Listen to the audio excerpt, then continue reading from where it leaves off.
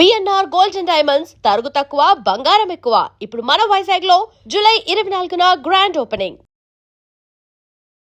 బంజారా హిల్స్లోనే మీకు అద్భుతమైన రెండు ఇల్లు ఉన్నాయి. బట్ హైదరాబాద్కి ఇంత దూరంగా వచ్చి ఇలాంటి ఒక మంచి ప్లేస్లో ఉన్నారు. బట్ ఇక్కడ ఉండడానికి కారణం ఏంటి? ఇక్కడికి వచ్చిన తర్వాత నుంచి అసలు హెల్త్ ఇష్యూస్ కానీ, ఆ యొక్క దగ్గు రావటం కానీ, ఆ డస్ట్ అనేది ఎస్పెషల్లీ లోపలికి రాకుండా ఫిలిం నగర్ డస్ట్. పెద్ద పెద్ద ప్రొడక్షన్ హౌసులు, పెద్ద నిర్మాతలు కలవరించిపోయి మీకు 5 స్టార్ హోటల్లో మీరు ఎక్కడ అడిగితే అక్కడ రూమ్ లేసి చిన్న కృష్ణ కదిస్తే చాలని కళ్ళకద్దుకొని తీసుకున్న మనుషులున్న ఈ ఇండస్ట్రీలో ఇన్ని సంవత్సరాలుగా మీ కథ ఎందుకు మెటీరియలైజ్ అవ్వట్లేదు? ఈ ప్రశ్న వాళ్ళని అడగాలి. చిన్ని కృష్ణ ఎప్పుడు కథ రాస్తే అప్పుడు చిన్ని కృష్ణ మీద ఇండస్ట్రీలో కుట్ర జరిగిందా? ఒక వర్గం చిన్ని కృష్ణని ఇండస్ట్రీలో లేకుండా చెయ్యాలని ప్రయత్నించిందా? ఒక స్థాయి మించి పేరు వచ్చినా, ఒక స్థాయి మించి డబ్బు వచ్చినా, ఒక స్థాయి మించి ఏదొచ్చినా అశ్విని దత్ గారితో మీకేంటి ఇబ్బంది? ఇండస్ట్రీలో ఒక పెద్ద సినిమా తీయాలంటే ఇది సెటరికల్గా ఉంది. చిరంజీవి గారు, బాలకృష్ణ గారు పక్కనే ఉన్నారు. కలిసి యాక్ట్ చేయడానికి మేమిద్దరం రెడీగా ఉన్నాం. ఏం బాలయ్య అంటే ఆయన రెడీ అన్నారు. బోయపాటి నీకు ఈ ఛాలెంజ్ ఇస్తున్నా తీసుకో అని చెప్పి స్టేజ్ మీద చిరంజీవి గారు అన్నారు. బోయపాటి గారు నాకు ఇష్టమైన డైరెక్టర్ కాబట్టి, నాకు ఇష్టమైన రచయిత కాబట్టి, ఆయన రాస్తే, ఆయన డైరెక్ట్ చేస్తే, వీళ్ళిద్దరు నటిస్తే థియేటర్కి వెళ్ళి ఫస్ట్ ₹1,00,000 పెట్టి టికెట్ కొని చూడాలండి నేను కూడా ఎదురు చూస్తున్నాను. సెటరికల్ మాటలు బాగా ఎక్కువ నేర్చుకున్నట్టున్నారు. చిరంజీవి గారు మాట్లాడతాం అది సెటే కాదు. మీకు బోయపాటి మీద కోపం పోయిందా? ఏదో నమ్ముకొని చరణ్ బాబు ఏదో ఇస్తే, రచయిత అంటే అమ్మవారి స్వరూపం. ఆ అమ్మవారి స్వరూపాన్ని గౌరవించి ప్రేమించాలి తప్పితే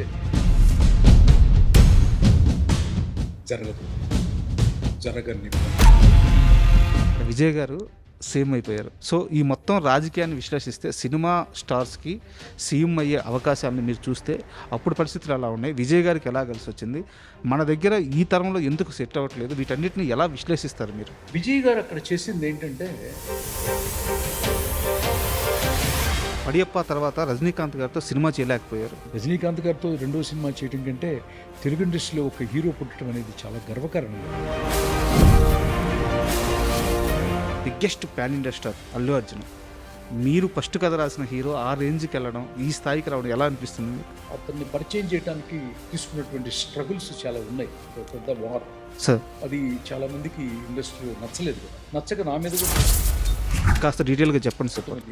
చెప్పకూడదు కదా కొన్ని. సినిమా ఇండస్ట్రీలో ఇంత భారం మోసే రచయితకి ఇక్కడ ఉండే గౌరవం ఎంత? సినిమా ఫంక్షన్లో, ఆడియో ఫంక్షన్లో సంగీత దర్శకుడికి ఎంత ఇంపార్టెన్స్ ఇచ్చి ఒక ఈవెంట్ చేస్తారో. సో మీరు ఒప్పుకుంటారు రచయితకి ఇక్కడ 100% జరుగుతుంది. ఇప్పుడు చిరంజీవి గారితో మీ అసోసియేషన్ కానీ, మీ రిలేషన్ కానీ బాగుందా? ఆయన అడగలదు. ఈ చిన్ని కృష్ణ దీనికి సమాధానం చెప్పడానికి భయపడుతున్నాడు. పవన్ కళ్యాణ్ గారు సనాతన ధర్మాన్ని బలంగా చెప్పాలని ఆయన ఇప్పటికీ అదే నిర్ణయంతో ఉన్నారు. ఒకవేళ మీకు అవకాశం వస్తే ఆ సనాతన ధర్మం గురించి చెప్పే సినిమా ఎలా ఉండబోతుంది? ఆ కథ ఎలా ఉండబోతుంది? యావత్ ప్రపంచం మళ్ళీ చెప్తుంది.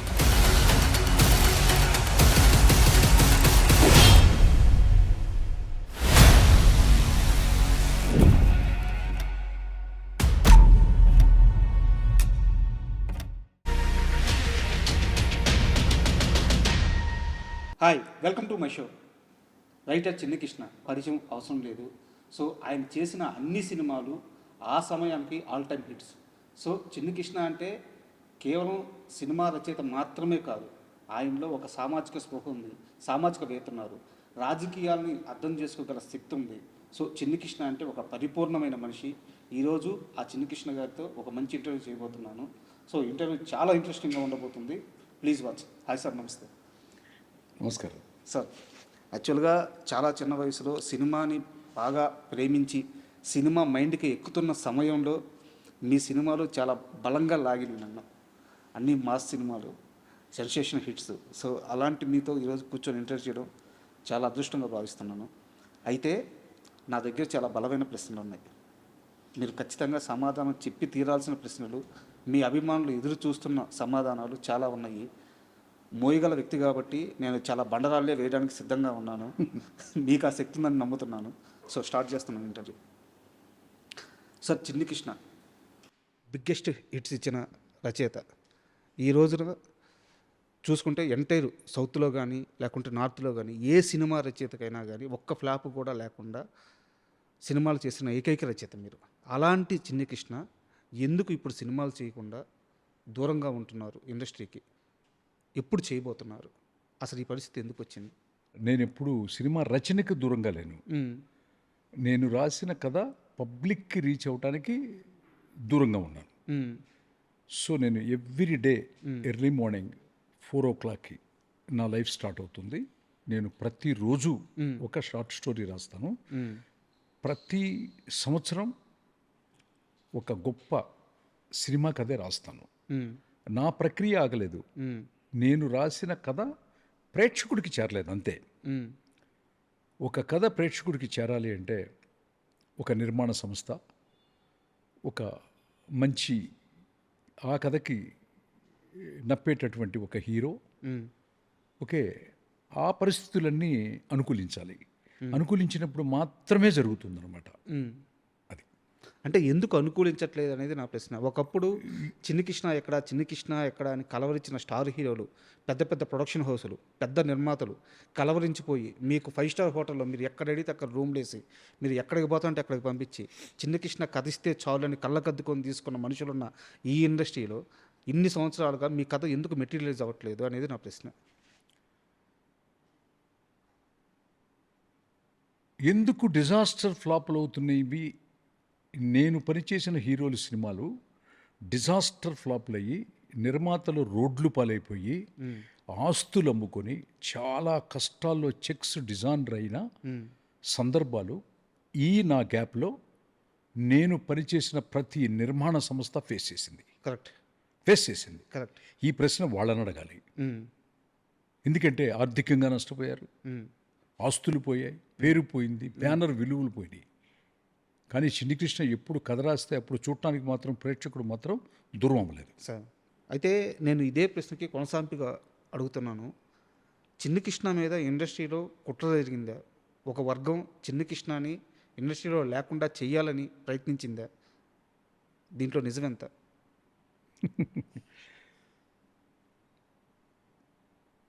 నువ్వేం చదువుకున్నావు? నేను పీజీ చేశాను సార్, ఎంసీఏ. ఈ భూమి పుట్టినప్పుడే పుట్టినప్పుడే అణచివేత అనేది పుట్టేసింది. ఈ భూమి పుట్టినప్పుడే ఈ భూమి మీద చాలామంది చాలా రకాలుగా ఉంటారు అనుకుంటారు, కానీ అదేం కాదు. 3 రకాల మనుషులు ఉంటారు అంతే. ఫస్ట్, ఈ ప్రపంచాన్ని, ఈ టెక్నాలజీని నిర్మించినటువంటి జ్ఞానవంతుడు, సైంటిస్ట్, ద క్రియేటర్స్. ఇప్పుడు మీరు ఫ్లైట్లో వెళ్తున్నారన్నా, వాచ్ చూస్తున్నారన్నా, మైక్ ఉందన్నా, కెమెరా ఉందన్నా, వీళ్ళంతా కూడా సైంటిస్టులు అనమాట. అంతే. అంటే జ్ఞానవంతులు. ఓకే. రెండో వర్గం ఒకటి ఉంటుంది, అజ్ఞానవంతులు. ఇది ఒక జాతి. నెంబర్ 2, బలవంతుడు, బలహీనుడు. బలహీనుడిని కొట్టి ఎప్పుడు బలవంతుడు తింటూనే ఉంటాడు. భూమి పుట్టిన దగ్గర నుంచి మళ్ళీ ప్రళయం వచ్చి అంతమయ్యేంత వరకు ఈ ప్రక్రియ ఆగదు. నెంబర్ 3, జ్ఞానవంతుడు, అజ్ఞాని, ధనవంతుడు, బలవంతుడు, బలహీనుడు, ధనవంతుడు, పేదవాడు. పేదవాడిని ఎప్పుడు దోచుకోబట్టే ధనవంతుడు అవుతాడు వాడు. ఓకే. ఈ 3 జాతులు తప్పితే లేవు. ఇందులో చిన్ని కృష్ణ మీద కుట్ర చేసింది ఏ జాతి? అసలు ఏ జాతి కాదు, ఆటోమేటిక్గా. నేననే కాదు, ఎవరికి ఒక స్థాయి మించి పేరు వచ్చినా, ఒక స్థాయి మించి డబ్బు వచ్చినా, ఒక స్థాయి మించి ఏదొచ్చినా, ఏ స్టేజ్లో ఆ స్టేజీ వరకు అణగదొక్కబడే ఉంటాం. అది ముఖ్యమంత్రి స్థాయిలో తీసుకో, లేకపోతే ఒక పెద్ద కలెక్టర్ స్థాయిలో తీసుకో, ఒక హీరో స్థాయిలో తీసుకో, రచయిత స్థాయిలో తీసుకో అనమాట. కొంతమంది ఏంటంటే బాగా సర్వే అవుతున్నారంటే బ్రతక నేర్చిన వాళ్ళని ఉంటారు. లౌక్యం తెలిసి సినిమాలో నటించమంటే నిజ జీవితంలో నటిస్తుంటారు. సినిమాలో నటిస్తుంటాం, స్టేజ్ మీద నటిస్తుంటాం జనరల్గా ఆర్టిస్టులు అందరూ కూడా. కొంతమంది ఆర్టిస్టులు ఏంటంటే రియల్ లైఫ్లో బాగా యాక్ట్ చేస్తారు స్క్రీన్లో కంటే అనమాట. వాళ్ళు చాలా టాప్లో ఉంటారు, ఎప్పుడు కూడా అది జరుగుద్ది అనమాట. సో అట్లాగే టెక్నీషియన్స్ కూడా నేను చూశాను. అసలు సీట్ ఎడ్జ్లో కూర్చొని మాట్లాడతారు. అంత ఓవర్ యాక్టింగు ఏంటి, అంత నటన నాకు ఆ ప్రకృతి ఇవ్వలేదు అంతే. చెన్నకృష్ణకి నేచర్ ఇచ్చింది అనుకో, నేను కూడా నటించి ఓవర్ యాక్టింగ్ చేసి, అర్థమైందా? నేను కూడా చాలా చాలా ఆఫీసులో కనపడతా ఉండుండేవాడిని. నాకు నటించడం రాదు, సార్ సక్సెస్ఫుల్ సినిమా రాయటం మాత్రమే వచ్చు. Sir that's all. అంటే నేను ఎందుకు ఇంత పర్టికులర్గా అడుగుతున్నానంటే, మీరే అన్నారు ఒక మాట, ఈ మొత్తం కాలంలో మీకు గ్యాప్ వచ్చినప్పటి నుంచి ఇప్పటిదాకా ఈ మొత్తం కాలంలో ఎంతమంది నిర్మాతలు, ఎన్ని ప్రొడక్షన్ హౌస్లు ఇబ్బంది పడ్డాయని. నిజానికి మంచి కథ ఉంటేనే మంచి సినిమా వస్తుంది. ఇది బేసిక్ ఫండమెంటల్ రూల్. సో ఆ మంచి కథ ఇచ్చే మనిషిని ఎందుకు ఇండస్ట్రీ దూరం పెట్టింది అనేదే నా ప్రశ్న. అయితే ఇందులోనే నాకు ఇంకో ప్రశ్న ఉంది, బట్ మీరు ఇది ఒప్పుకొని సమాధానం చెప్తారో లేదో నాకు తెలియదు. ఏదైనా అశ్విని దత్ గారితో మీకేంటి ఇబ్బంది? నాకేం లేదే, ఆయన one of the best production house. నాకు అసలు ఏం లేదు ఆయనతో. మీ ఇద్దరి మధ్య గ్యాప్ లేదా? అసలు ఏం గ్యాప్ లేదు. ఎందుకుంటుంది గ్యాప్? ఏం లేదు. ఆయన చాలా పెద్ద గొప్ప నిర్మాత. ఆయన ఎంత పెద్ద గొప్ప నిర్మాత అంటే, ఆయన ఇండస్ట్రీలో ఒక పెద్ద సినిమా తీయాలంటే తెలుగు ఇండస్ట్రీ వరకు ఆయనే అన్నంత గొప్ప నిర్మాత ఆయన. ఆయనతో నాకేం గొడవ లేదు. నరసింహనాయుడు చూశారు, ఇండస్ట్రీ పుట్టిన దగ్గర నుంచి ఉన్న రికార్డ్స్ అన్ని క్రాస్ అయినాయి.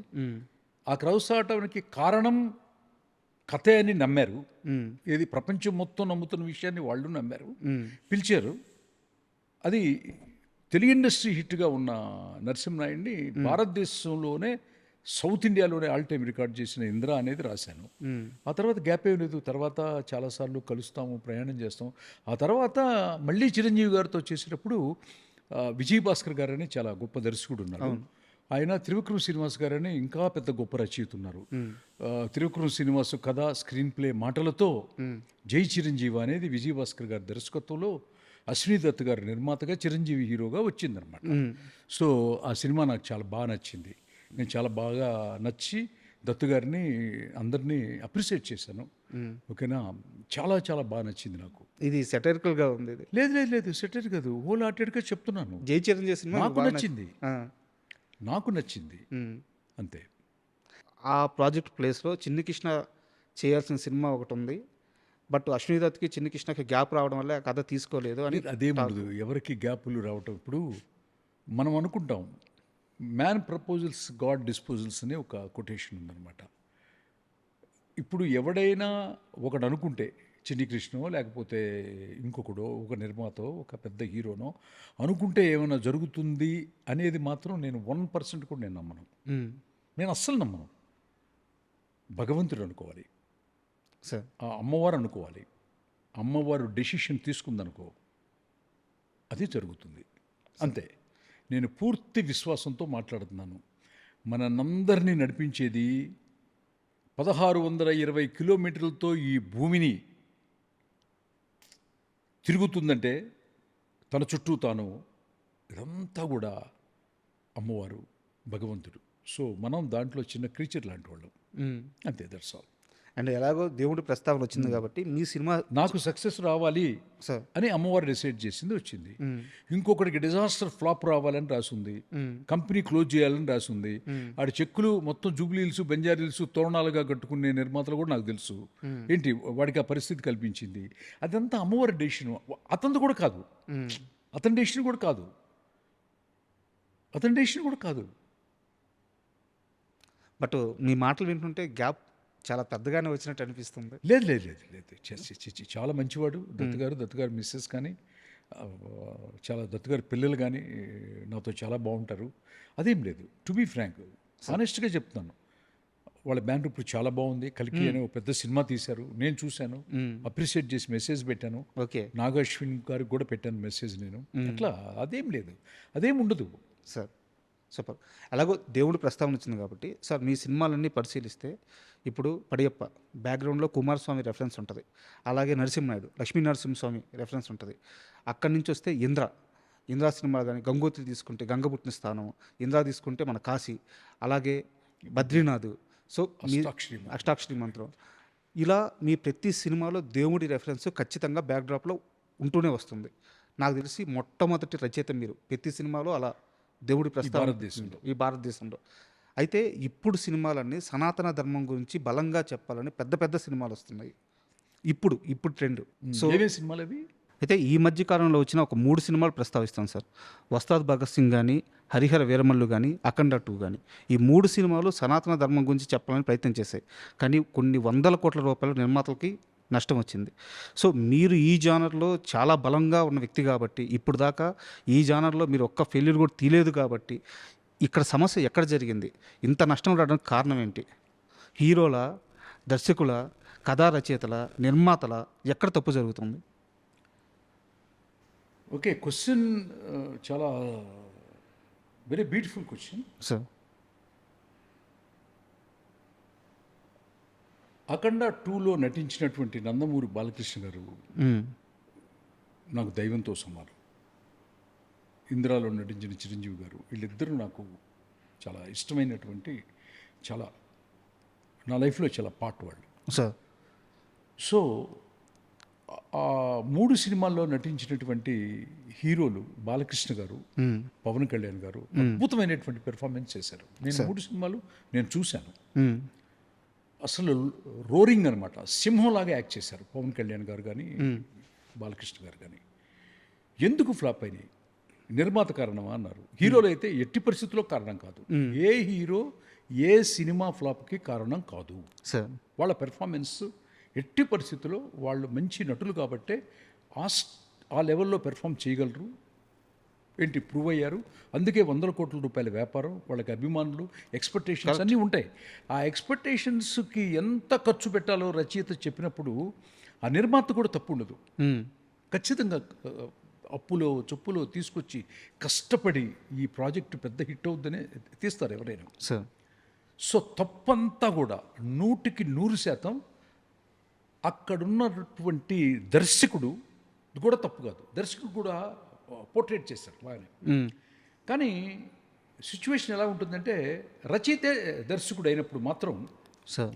రచయితే దర్శకుడు అయినప్పుడు మాత్రం అంటే 2 పాత్రలు అతనే పోషించినప్పుడు మాత్రం హ్మ్.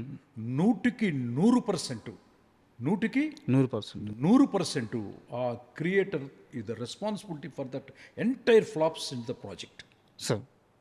ఈ నష్టాన్ని నిర్మాత పంచుకోకుండా అందరికి షేర్ చేయటం బెటర్ అనిపిస్తుంది నాకు అప్పుడప్పుడు. హ్మ్. ఎందుకంటే నిర్మాత మనకు అన్నం పెడతాడు, నటుడు ఏది చెప్తే అది నటిస్తారు. అట్లాంటి ఇండస్ట్రీలో ఫ్లాపులు రావడానికి కారకుడు మాత్రం ఎట్టి పరిస్థితుల్లో సక్సెస్కి first reason writer, second reason writer, third reason writer. ఫెయిల్యూర్కి first reason writer, second reason writer, third reason కూడా రైటర్. సో, రైటర్‌లోనే ఉంటది అంతా. టోటల్ స్క్రిప్ట్లోనే ఉంది. హ్మ్. ఆ మ్యాజిక్ ఏంటి అనేది నేను చాలా ఇంటర్వ్యూస్లో చెప్పాను. సినిమాని నేర్చుకునేవాడు వేరు, సినిమాని చదువుకున్నవాడు వేరు. హ్మ్. తేడా ఏంటి సార్? నేర్చుకోవడం అంటే, ఇప్పుడు మనం సినిమా పరిశ్రమలో ఉన్నాము, మనకొక గురువు ఉంటారు. ఆ గురువు నిష్ణాతుడా కాదా? హ్మ్. ఆ గురువు నిష్ణాతుడా కాదా? ఇప్పుడు సందీప్ పుంగారెడ్డి ఉన్నాడు, ఆయన అర్జున్ రెడ్డి చూశాను, నేను చాలా అప్రిషియేట్ చేశాను. టీ సిరీస్కి ఫోన్ చేసి చెప్పాను, ఈ సినిమా చాలా చాలా బాగుంది అని. అక్కడ ఆకుల రాజేంద్ర అనే ఒక జనరల్ మేనేజర్ ఉండేవాడు. సార్. నేనే నూన్ షో చూసి ఫస్ట్ హాఫ్ అయిన తర్వాత చేసేసాను. హ్మ్. సో ఆ అబ్బాయి ఫారెన్లో చదువుకున్నాడు, నాగ్ అశ్విన్ ఫారెన్లో చదువుకున్నాడు సినిమాని. హ్మ్. దురంధర్ డైరెక్టర్. సార్. ఓకే, ఆ అబ్బాయి చదువుకున్నాడు. ఆ తర్వాత సుకుమార్ గారు హైలీ ఎడ్యుకేటెడ్, హ్మ్. మన పుష్ప. అవును. డైరెక్టర్. ఆయన లెక్చరర్. Yeah, lecturer. అట్లాగే మీకు ప్రశాంత్ నీల్ గారు ఉన్నారు, KGF 1 and 2. అబ్బాయి కూడా ఫారెన్లో చదువుకుని వచ్చారు. సినిమాని నేర్చుకునే వచ్చిన వాళ్ళ తరం ముగిసిపోయింది. ఇక హ్మ్. సినిమాని చదువుకోవాలి. సినిమా అనేది ఒక పెద్ద ప్రపంచం. ఆ ప్రపంచంలో చదువుకుంటే స్క్రిప్ట్ ఎలా సోల్తో రాయాలి, హ్మ్. ఎట్లా స్క్రిప్ట్ని కథగా మార్చాలి, ఆ సోల్ని ఎట్లా స్క్రీన్ ప్లేగా మార్చాలి అనేది పెద్ద పెద్ద ప్రొఫెసర్స్, పెద్ద పెద్ద లెక్చరర్స్, పెద్ద పెద్ద యూనివర్సిటీల్లో దాన్ని ఎడ్యుకేషన్గా చెప్తారు. వాళ్ళకే రోజులు ఉన్నాయి అన్నది మనకి ఇండియాలో ఉన్నటువంటి 5 దర్శకులు మనకి ప్రూవ్ చేశారు, ఇంకా ప్రూవ్ చేస్తారు. ఇంకా కొత్త వాళ్ళు కూడా చదువుకొని రావాలని మనస్ఫూర్తిగా కోరుకుంటూ, నిర్మాతలకి అంత నష్టం వస్తే నిజంగా బాధపడతాను నేను. మనకి అన్నం పెట్టినటువంటి తల్లి లాంటి వాడు కదా నిర్మాత. సార్. అట్లాంటి నిర్మాత నేను రాసిన ప్రతి సినిమా వచ్చిన డబ్బుల్ని దత్తు గారు మిస్సెస్ అయితే అయ్యా ఇంతవరకు మాకు 3 ఆడపిల్లలని నాతో చెప్పింది ఇంట్లో. సో అట్లా మనం రాస్తే నిర్మాతలు ఇంటికి పిలిచి ఏంటి సంతోషంగా ఉండాలి, కొన్ని కోట్ల రూపాయలు లాభించామని చెప్పాలన్నమాట. సో ప్రతి రచయిత కూడా, అప్కమింగ్ వచ్చే రచయిత కూడా మీరు బాగా చదువుకోండి, విశ్లేషించండి. దర్శకులు కూడా బాగా చదువుకోండి, ఫారెన్ వెళ్ళండి, ఇంటర్నేషనల్ యూనివర్సిటీస్ ఉన్నాయి, బెస్ట్ యూనివర్సిటీస్, అక్కడి నుంచి వచ్చి మీ యొక్క దేశంలో ఒక పెద్ద గొప్ప సినిమా తీస్తే మనకు అన్నం పెట్టే నిర్మాత ఇంట్లో ఒక దీపం కాదు, ఇల్లంతా రోజు దీపావళిలాగా ఉంటుంది. మన ఇండస్ట్రీ బాగుంటుంది, మీరు బాగుంటారని it's my advice to the young upcoming writers and the directors. అంటే ఇప్పుడు నేను చెప్పిన 3 సినిమాల్లో సోల్ మిస్ అయిందని మీరు చెప్పారు. యాక్చువల్గా అదే జరిగింది కూడా, రిజల్ట్ అదే కనిపిస్తుంది. బట్ ఇక్కడ పవన్ కళ్యాణ్ గారు సనాతన ధర్మాన్ని బలంగా చెప్పాలని ఆయన ఇప్పటికీ అదే నిర్ణయంతో ఉన్నారు. సో అలాంటి సినిమా కోసం ఆయన ఎదురు చూస్తున్న క్రమం కూడా ఇది. ఒకవేళ మీకు అవకాశం వస్తే పవన్ కళ్యాణ్ గారితో ఆ సనాతన ధర్మం గురించి చెప్పే సినిమా ఎలా ఉండబోతుంది, ఆ కథ ఎలా ఉండబోతుంది, మీ దగ్గర ఏమన్నా లైన్ ఉందా? అంటే ఎలా చెప్పాలంటే, నేను చెప్పాను కదా ప్రతి సంవత్సరం ఒక కథ రాస్తానంటే, సార్ ఒక 12 సంవత్సరాలు అయింది నేను సినిమా చేసి. 12 పెద్ద కథలు రాసేసి ఉంటాను కదా. దాంట్లో ఏ కథకైనా కూడా పవన్ కళ్యాణ్ గారికి బాగుంటుంది. సార్ ఏ కథ అయినా కూడా ఒక మెగా ఇమేజ్ ఉన్నటువంటి చిరంజీవి గారు, పవన్ కళ్యాణ్ గారు, రామ్ చరణ్ తేజ గారు, ఏంటి ఎన్టీఆర్ గారు, తారక్ గారు, అల్లు అర్జున్ గారు, బాలకృష్ణ గారు, ఇట్లా ప్రభాస్ గారు, ఎవరికి బాగు, అందరికీ బాగుంటాయి. సో చిన్న కృష్ణ గారి దగ్గర Especially పవన్ కళ్యాణ్ గారికి ఏంటంటే నిజంగా అట్లాంటి అవకాశం నాకు ఆ అమ్మవారు, ఆ కాశీ విశ్వనాథుడు కనుక కలిగిస్తే సనాతన ధర్మం మీద కథని, ఇంతకుముందు నేను రాసిన కథలు ఆంధ్ర రాష్ట్రంలోనో భారతదేశంలోనో ఇదయ్యాయి. యావత్ ప్రపంచం, మళ్ళీ చెప్తున్నాను, యావత్ ప్రపంచం దాంట్లో ఉన్నటువంటి ఆత్మని, మనం చెప్పేటటువంటి ఆ యొక్క ధర్మంలో ఉన్నటువంటి లోతుల్ని ఇతర మతస్థులైనటువంటి ఈ భూగోళంలో ఉన్నటువంటి ఎడారి ప్రాంతంలో ఉన్నటువంటి అరబ్ దేశాలు, క్రిస్టియానిటీ ఉధృతంగా ఉన్నటువంటి western countries, United Kingdom and United states of the America, అన్ని దేశాలు కూడా దీన్ని ఒక పాఠ్య గ్రంథంగా తీసుకొని అన్ని యూనివర్సిటీల్లో కూడా దీన్ని క్లాస్గా ప్రొఫెసర్స్ చెప్తారు అని నా నమ్మకం. అలాంటి కథ ఉంది. ఎస్. ఎప్పుడు ప్రయత్నం చేయలేదా మళ్ళీ పవన్ కళ్యాణ్ గారిని కలవడానికి? అంటే ప్రయత్నం అంటే నాకు చిన్న ఒక యుగో అనకూడదు కానీ చిన్న షై ఫీలింగ్ అనమాట. పిలిస్తే వెళ్ళాలి, లేకపోతే అంత వాళ్ళని ఇబ్బంది పెట్టినట్టు ఉంటుంది అని ఆలోచిస్తాను నేను. ఎవరిని కూడా ఇప్పుడు మీ జీవితంలో నుంచి ఒక్క సెకండ్ కూడా నేను తీసుకోను. ఎవరి జీవితంలో నుంచి తీసుకోను, నాకు ఇష్టం ఉండదు అనమాట. సో తెలుసు కదా నేనంటే ఏంటో. సో ఇక్కడ time will come, God will decide అనుకుంటాను అంతే. ఇక్కడ కాస్త ఫ్లాష్ బ్యాక్కి వెళ్తే, మీ జీవితంలో అత్యంత కఠినమైన ఫేజ్, ఒకరోజు చాలా లోన్లీగా ఉన్నారు. పవన్ కళ్యాణ్ గారు మిమ్మల్ని పిలిపించుకొని, లేదా ఆయన ఎలా పిలిపించారో నాకు తెలియదు, ఒక రోజంతా మిమ్మల్ని ఆయనతో ఉంచుకొని ధైర్యం చెప్పారు. ఏం సందర్భం, ఏం కష్టం అది, ఏ రోజు అది? నిజంగా ఇండస్ట్రీలో ఆయనకి పెద్ద హిట్ ఇంతవరకు నేను కలవలేదు, రాయలేదు, పనిచేయలేదు. బట్ కానీ నా భార్య స్వాతి చనిపోయినప్పుడు సార్ నన్ను, అప్పుడు చోటకే నాయుడు గారు ఏదో సినిమా చేస్తున్నారు సెట్లో, చిన్ని కృష్ణ గారిని పిలవండి, తీసుకురండి నా దగ్గరికి అన్నారు. వెళ్ళాను. ఆయన చూపించిన ఆప్యాయత, అనురాగం, నాకంటే కొంచెం చిన్నవాడే సార్, కానీ ఆయనకి నేను పవన్ కళ్యాణ్ గారిలో చూసింది ఒకటే, ఆయన బాహ్యంగా చూడు, లోపల అంతర్లీనంగా ఉండే మనసుని, ఆ మనసు వెనకాల ఉన్నటువంటి ఒక నిగూఢమైనటువంటి లోతుగా ఉన్నటువంటి బాధని అర్థం చేసుకుంటాడు అనేది నేను పూర్తిగా విశ్వసిస్తాను. సో మేమిద్దరం కలవపోవటానికి, చేయకపోవటానికి కారణం అనేకమైన కారణాలు ఉండొచ్చు, అది భగవంతుడు డిసైడ్ చేస్తాడు. కానీ ఆ ఓదార్పు, నాకు ఇచ్చినటువంటి మనోధైర్యం పవన్ కళ్యాణ్ గారు నేను ఎప్పటికీ మర్చిపోలేను. కళ్యాణ్ బాబు గారు మీరు అడుగుతున్నారు, చూస్తున్నారు కదా ఎప్పుడు పనిచేస్తామని చెప్పి. సో ఏదైనా చిన్న చిన్న గ్యాప్స్ ఉన్నా కూడా ఒక మెట్టు దిగి మీతో పనిచేయాలని ఉందని మనస్ఫూర్తిగా చేతులు జోడించి అడుగుతున్నాను. ఐ డ్రీమ్స్ ద్వారా. That's all. అయితే ఇక్కడ నా దగ్గర ఒక ఇంట్రెస్టింగ్ క్వశ్చన్ సార్. ఒక సినిమా ఫంక్షన్లో చిరంజీవి గారు బాలకృష్ణ గారు పక్క పక్కనే ఉన్నారు. చిరంజీవి గారు మాట్లాడుతూ కలిసి యాక్ట్ చేయడానికి మేమిద్దరం రెడీగా ఉన్నాం, ఏం బాలయ్య అంటే ఆయన రెడీ అన్నారు. బోయపాటి నీకు ఈ ఛాలెంజ్ ఇస్తున్నా తీసుకో అని చెప్పి స్టేజ్ మీద చిరంజీవి గారు అన్నారు. అని ఎవరన్నారు? చిరంజీవి గారు అన్నారు. నేను నా పేరు చెప్పాను. లేదు, మీ బోయపాటి గారి పేరు చెప్పారు. అదే బోయపాటి గారు అంటే ఆయనకి చాలా బాగా గౌరవము నమ్మకము ఉంటే తప్ప మనసులో నుంచి ఆ మాట రాదు కదా. ఓకే, అంత పెద్ద స్టేజీలో వాళ్ళిద్దరు కాంబినేషన్లో బోయపాటి గారు నాకు ఇష్టమైన డైరెక్టర్ కాబట్టి, నాకు ఇష్టమైన రచయిత కాబట్టి, ఆయన రాస్తే, ఆయన డైరెక్ట్ చేస్తే, వీళ్ళిద్దరు నటిస్తే ఎప్పుడు థియేటర్కి వెళ్ళి ఫస్ట్ ₹1,00,000 పెట్టి టికెట్ కొని చూడాలని నేను కూడా ఎదురు చూస్తున్నాను. ఈ మధ్య బాగా సెటైరికల్ మాటలు బాగా ఎక్కువ నేర్చుకున్నట్టున్నారు. లేదు, సెటైరికల్ కాదు కదా. ఇప్పుడు చిరంజీవి గారు మాట్లాడటం అది సెటైర్, అది సెటైర్, అది సెటైర్ కాదు కదా. అంత పెద్ద నిండు సభలో బాలకృష్ణ గారు రెడీ అన్నారు, నేను రెడీ, బోయపాటి నువ్వు రెడీ చేసుకో అన్నారు అనేది సెటైర్. అది సెటైర్ అయితే నేను వేసింది కూడా సెటైర్ అవుతుంది. అది నిజమైనప్పుడు నేను ₹1,00,000 పెట్టి టికెట్ కొని వస్తానంత కూడా 100% కొని వస్తాను. That's all. మనం ఇండస్ట్రీ బాగుండాలని చూడాలి కదా. మీకు బోయపాటి మీద కోపం పోయిందా, ఇంకా ఉందా? కోపం ఎప్పుడు నాకు లేదు. ఏదో నమ్ముకొని చరణ్ బాబు ఏదో ఇస్తే అది బాగా డిజాస్టర్ అయింది అని విన్నాను, చూడలేదు కానీ అని విన్నాను. అంటే హీరోల ఇమేజ్లు ఎంతో కష్టపడి కట్టుకుంటారు సార్. దాన్ని 10 times పెంచే కథ రాయాలి. దాన్ని 10 times పెంచే కథ రాయాలి. వాళ్ళ విలువను నిలబెట్టాలి. వాళ్ళ యొక్క అభిమానుల యొక్క ఎక్స్పెక్టేషన్స్ రీచ్ అవ్వాలి any writer or director. Sir, దాన్ని నేను ఇందాక చెప్పాను కదా, హీరోలు కష్టపడి ఏర్పరచుకున్నటువంటి ఆ ఇమేజ్కి డబ్బు ముడిపడి ఉంది.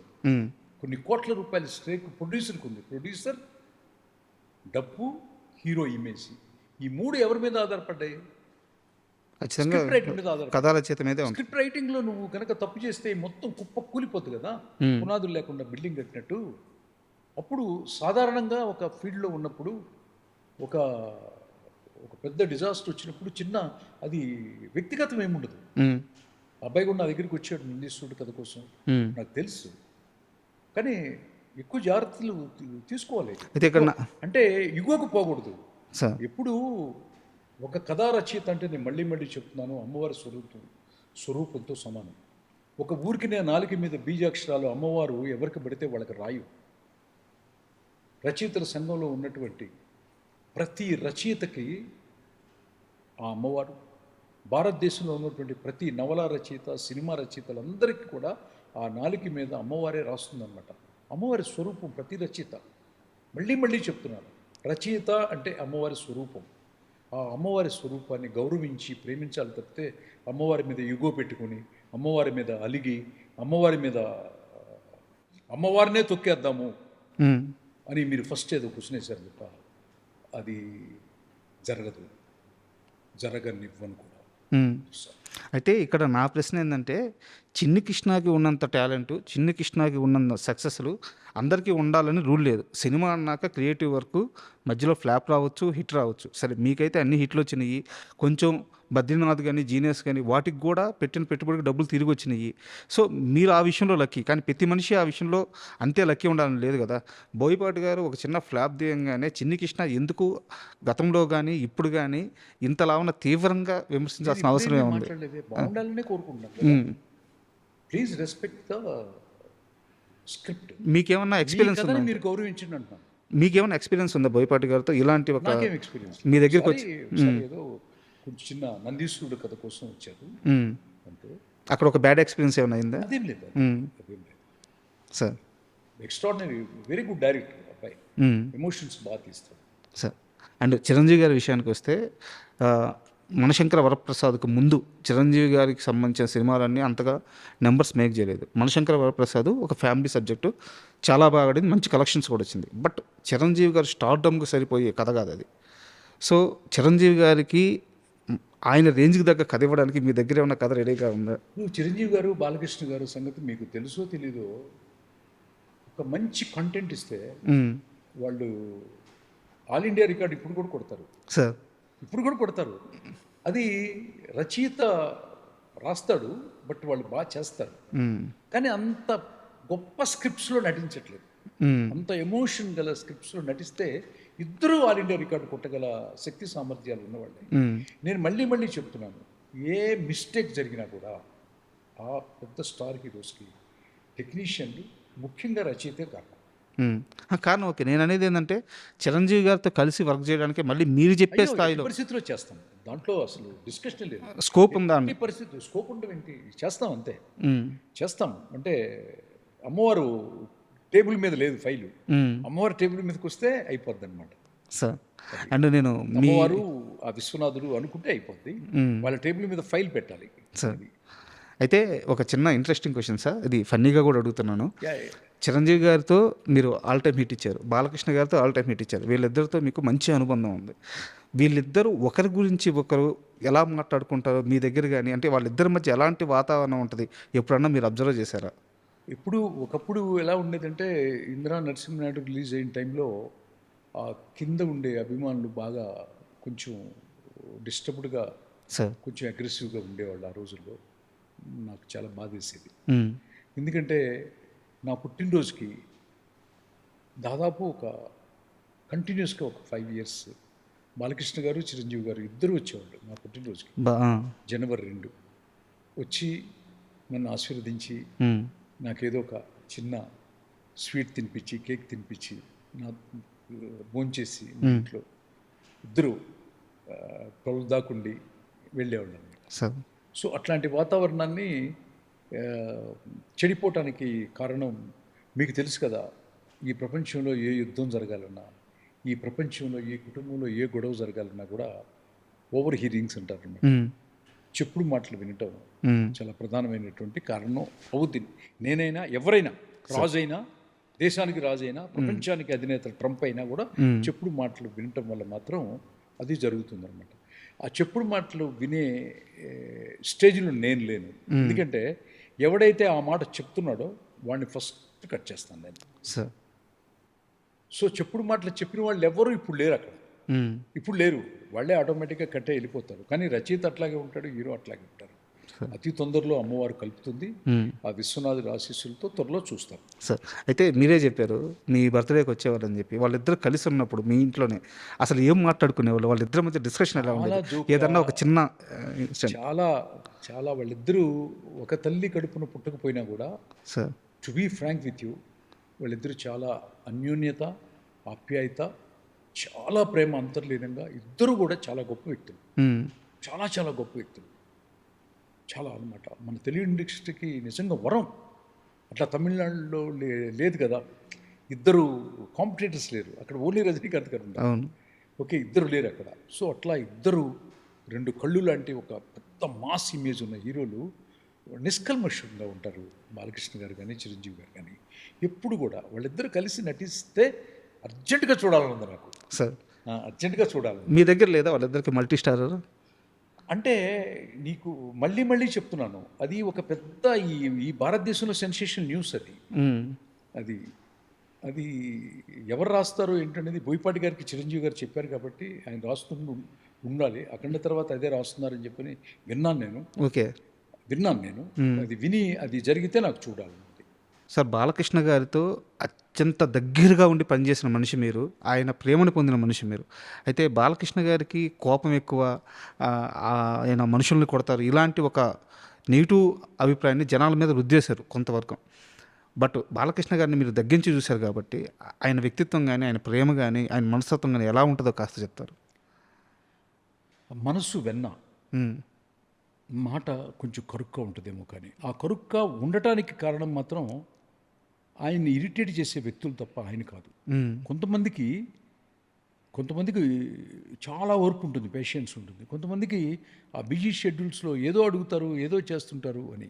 కానీ బాలకృష్ణ గారు లాంటి అంత పెద్ద చాలా గొప్ప ఫ్యామిలీలో పుట్టినటువంటి గొప్ప నటుడు, అట్లాంటి ఇమేజ్ ఉన్నటువంటి ఒక వ్యక్తి ఒక మాట నన్నే అన్నాడు అనుకోండి, నన్ను ఎప్పుడు అనలేదు, నన్నే అన్నా. ఒక చిరంజీవి గారు అన్నారు అన్నా, నేను పెద్ద పట్టించుకోను. సొంత అన్నయ్య అన్నాడు,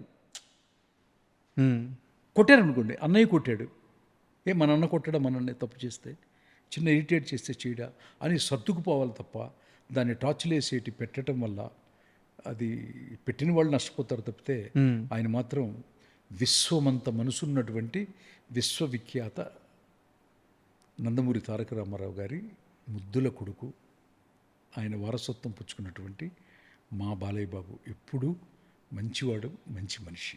సార్ అంటే ఈ తరంలో ఇప్పుడున్న యంగ్స్టర్స్లో మీకు బాగా నచ్చే స్టార్ హీరో అంటే ఎవరి పేరు చెప్తారు? అందరూ ఇష్టం నాకు. First of all Allu Arjun, ఎందుకంటే ఇంట్రొడ్యూస్ చేసి నాకు ఎప్పుడూ ఉంటుంది. ఆ తర్వాత తారక్, ఎక్స్ట్రాడినరీ, నాకు ఇంతవరకు తారక్ మంచి స్క్రిప్ట్లు చేయలేదనే ఉంటుంది నాకు. అట్లాగే ప్రభాస్ గారు మంచి స్క్రిప్ట్లో చేశారు, బాహుబలి కానీ కల్కి అన్ని బాగా చేశారు. ప్రభాస్ గారు కానీ చాలా ఇష్టం అనమాట. మహేష్ బాబు గారు సొఫిస్టికేటెడ్ అండ్ ఇంటర్నేషనల్ పెర్ఫార్మెన్స్. అంటే మన తెలుగు సినిమా పెర్ఫార్మెన్స్ వేరు, హాలీవుడ్ వేరు. మహేష్ బాబు గారి సినిమా చూస్తుంటే హాలీవుడ్ యాక్టర్ చేసినట్టు అనిపిస్తుంది అనమాట. అంటే సెటిల్డ్గా ఉంటుంది, కోపం కూడా సెటిల్డ్గా ఉంటుంది అనమాట. So I love him. Tarak గారు కానీ అందరూ, ఇప్పుడు మీరు మహేష్ బాబు గారు అన్నిటికంటే కూడా ముఖ్యంగా పెద్ద సినిమా చూసిన తర్వాత మాత్రం నభూతో నభవిష్యతి, రామ్ చరణ్ తేజ గారు. ఎప్పుడు దొరుకుతాడని చూస్తున్నా, ఎప్పుడు దొరికితే అప్పుడు. ఆ పెర్ఫార్మెన్స్కి తగ్గ స్క్రిప్ట్ బ్యాలెన్స్ అయితే ఎక్కడికి వెళ్ళిపోద్ది. అయితే వారణాసి మూవీ కూడా ఇప్పుడు దాకా మనం మాట్లాడుకుంది డివోషనల్ సబ్జెక్ట్తోనే రాజమౌళి అంతటి డైరెక్టర్ హ్యాండిల్ చేస్తున్నారు. ఆయన కూడా సనాతనంకి వచ్చేసారు. ఆయన కూడా ఫస్ట్ టైం అనుకుంటా ఆయన. అవును, అంటే యమదొంగ తీసినా కానీ అది వేరే జోన్లో తీసిన సినిమా, అది కామెడీ జోన్లో, సెటైరికల్గా. ఇది మాత్రం చాలా ఇంటెన్స్గా రామాయణం బ్యాక్డ్రాప్లో చేస్తున్నారు అనమాట. సో మీకు అన్నీ తెలిసిన వ్యక్తిగా మీరు ఆ సినిమాని ఎలా? చాలాసార్లు చెప్పాను, ఆ సినిమా చాలా విజయేంద్ర ప్రసాద్ గారు నాకు చాలా గౌరవనీయులైనటువంటి, మా ఇద్దరి మధ్య అనుబంధాలు ఉన్నాయి. చాలా మాట్లాడుకుంటాం అప్పుడప్పుడు. అట్ ది సేమ్ టైం వాళ్ళ అబ్బాయి రాజమౌళి గారు, చాలాసార్లు చెప్పాను, మళ్ళీ ఐ మీడియా ద్వారా కూడా చెప్తున్నాను, ఏంటంటే ప్రతి ఒక్కరికి ఎవరెస్ట్ ఎక్కాలని ఉంటుంది, ఎక్కుతారు, మధ్యలో డ్రాప్ అవుతారు, మధ్యలో పడిపోతారు. కొంతమంది ఎక్కుతారు, జెండా పోతారు, ఎవరెస్ట్ ఎక్కువచ్చామని ఒక పెద్ద అవార్డు ఇస్తారు ఆ దేశం. అట్లా జరుగుతూ ఉంటుందన్నమాట. నేను ఎవరెస్ట్ ఎక్కలేదు, కానీ ఎవరెస్ట్ని చూశాను నేను చాపర్లో వెళ్ళి చూశాను. నా పర్సనల్గా ఫ్యామిలీతో వెళ్ళినప్పుడు టిబెట్ నుంచి ఎవరెస్ట్ శిఖరాన్ని పక్కగా అనుభవించాను. ఫీల్ అనుభవించినప్పుడు నాకు సడన్గా అక్కడ ఎవరు కనపడ్డారంటే రాజమౌళి గారు కనపడ్డారు ఎవరెస్ట్ పీక్లో. ఎందుకలా? ఎందుకంటే ప్రతి ఒక్కళ్ళు ఎక్కి దిగేస్తుంటారు, కానీ ఆయన అక్కడే మెడిటేషన్ చేస్తూ కూర్చున్నాడు. ఆయన్ని దింపడం అంత ఈజీ కాదు. That is my opinion about the Varanasi. Super sir. అయితే మీరు ఇందాక నుంచి రచయిత గురించి, రచయిత కష్టం గురించి, రచయిత ఎలాంటి సినిమా ఇవ్వాలి, ఎలా రాయాలి, ఇందాక నుంచి అదే మాట్లాడుతున్నారు. బట్ నా దగ్గర ఒక క్వశ్చన్ ఉంది, చాలా పెద్ద క్వశ్చనే. ఇప్పుడు రచయితకి నిజంగా సినిమా ఇండస్ట్రీలో ఇంత భారం మోసే రచయితకి ఇంత గౌరవం లభిస్తుందా? ఇప్పుడు ఉదాహరణకి కరుణానిధి గారిని తీసుకుందాం. ఒక రచయితగా ఉండి సీఎం స్థాయికి వెళ్ళిన ఏకైక వ్యక్తి ఆయన. నేను సీఎం స్థాయి కూడా అడగట్లేదు, కనీస గౌరవం దక్కుతుంది ఆ రచయితకి. కరుణానిధి గారికి సాధ్యమైనంత ఆ లెగసీ మిగతా ఎవరి వల్ల కాలేదు. అసలు రచయితకి ఇక్కడుండే గౌరవం ఎంత ఇండస్ట్రీలో? ఇప్పుడు తమిళనాడు సంగతి తీసుకొచ్చారు, తెలుగుని కంపేర్ చేసి రచయిత విలువని తీసుకొచ్చారు. కాబట్టి తెలుగు చలనచిత్ర పరిశ్రమలో రచయితకి గౌరవం తీసుకొచ్చిన వ్యక్తుల్లో ప్రధానంగా పరచూరి బ్రదర్స్, మా అన్నగారులు. నాకు అసలు వచ్చే జన్మ ఉంటుంటే వాళ్ళకి తోబుట్టుగా పుట్టాలని 100 ఇంటర్వ్యూస్లో చెప్పాను. సో ముఖ్యంగా గోపాలకృష్ణ గారు. సో అక్కడ తమిళనాడులో ఏంటంటే వాళ్ళు ద్రవిడ సాంప్రదాయము బాగా పాతాళ లోకంలో ఉండి అంత స్ట్రాంగ్గా ఉన్నటువంటి ఒక సాంప్రదాయం. ఆ కల్చర్లో చిన్న చిన్న సినిమాలు కూడా చాలా పెద్ద హిట్లు అవుతాయి. వాళ్ళు టోటల్గా script based industry.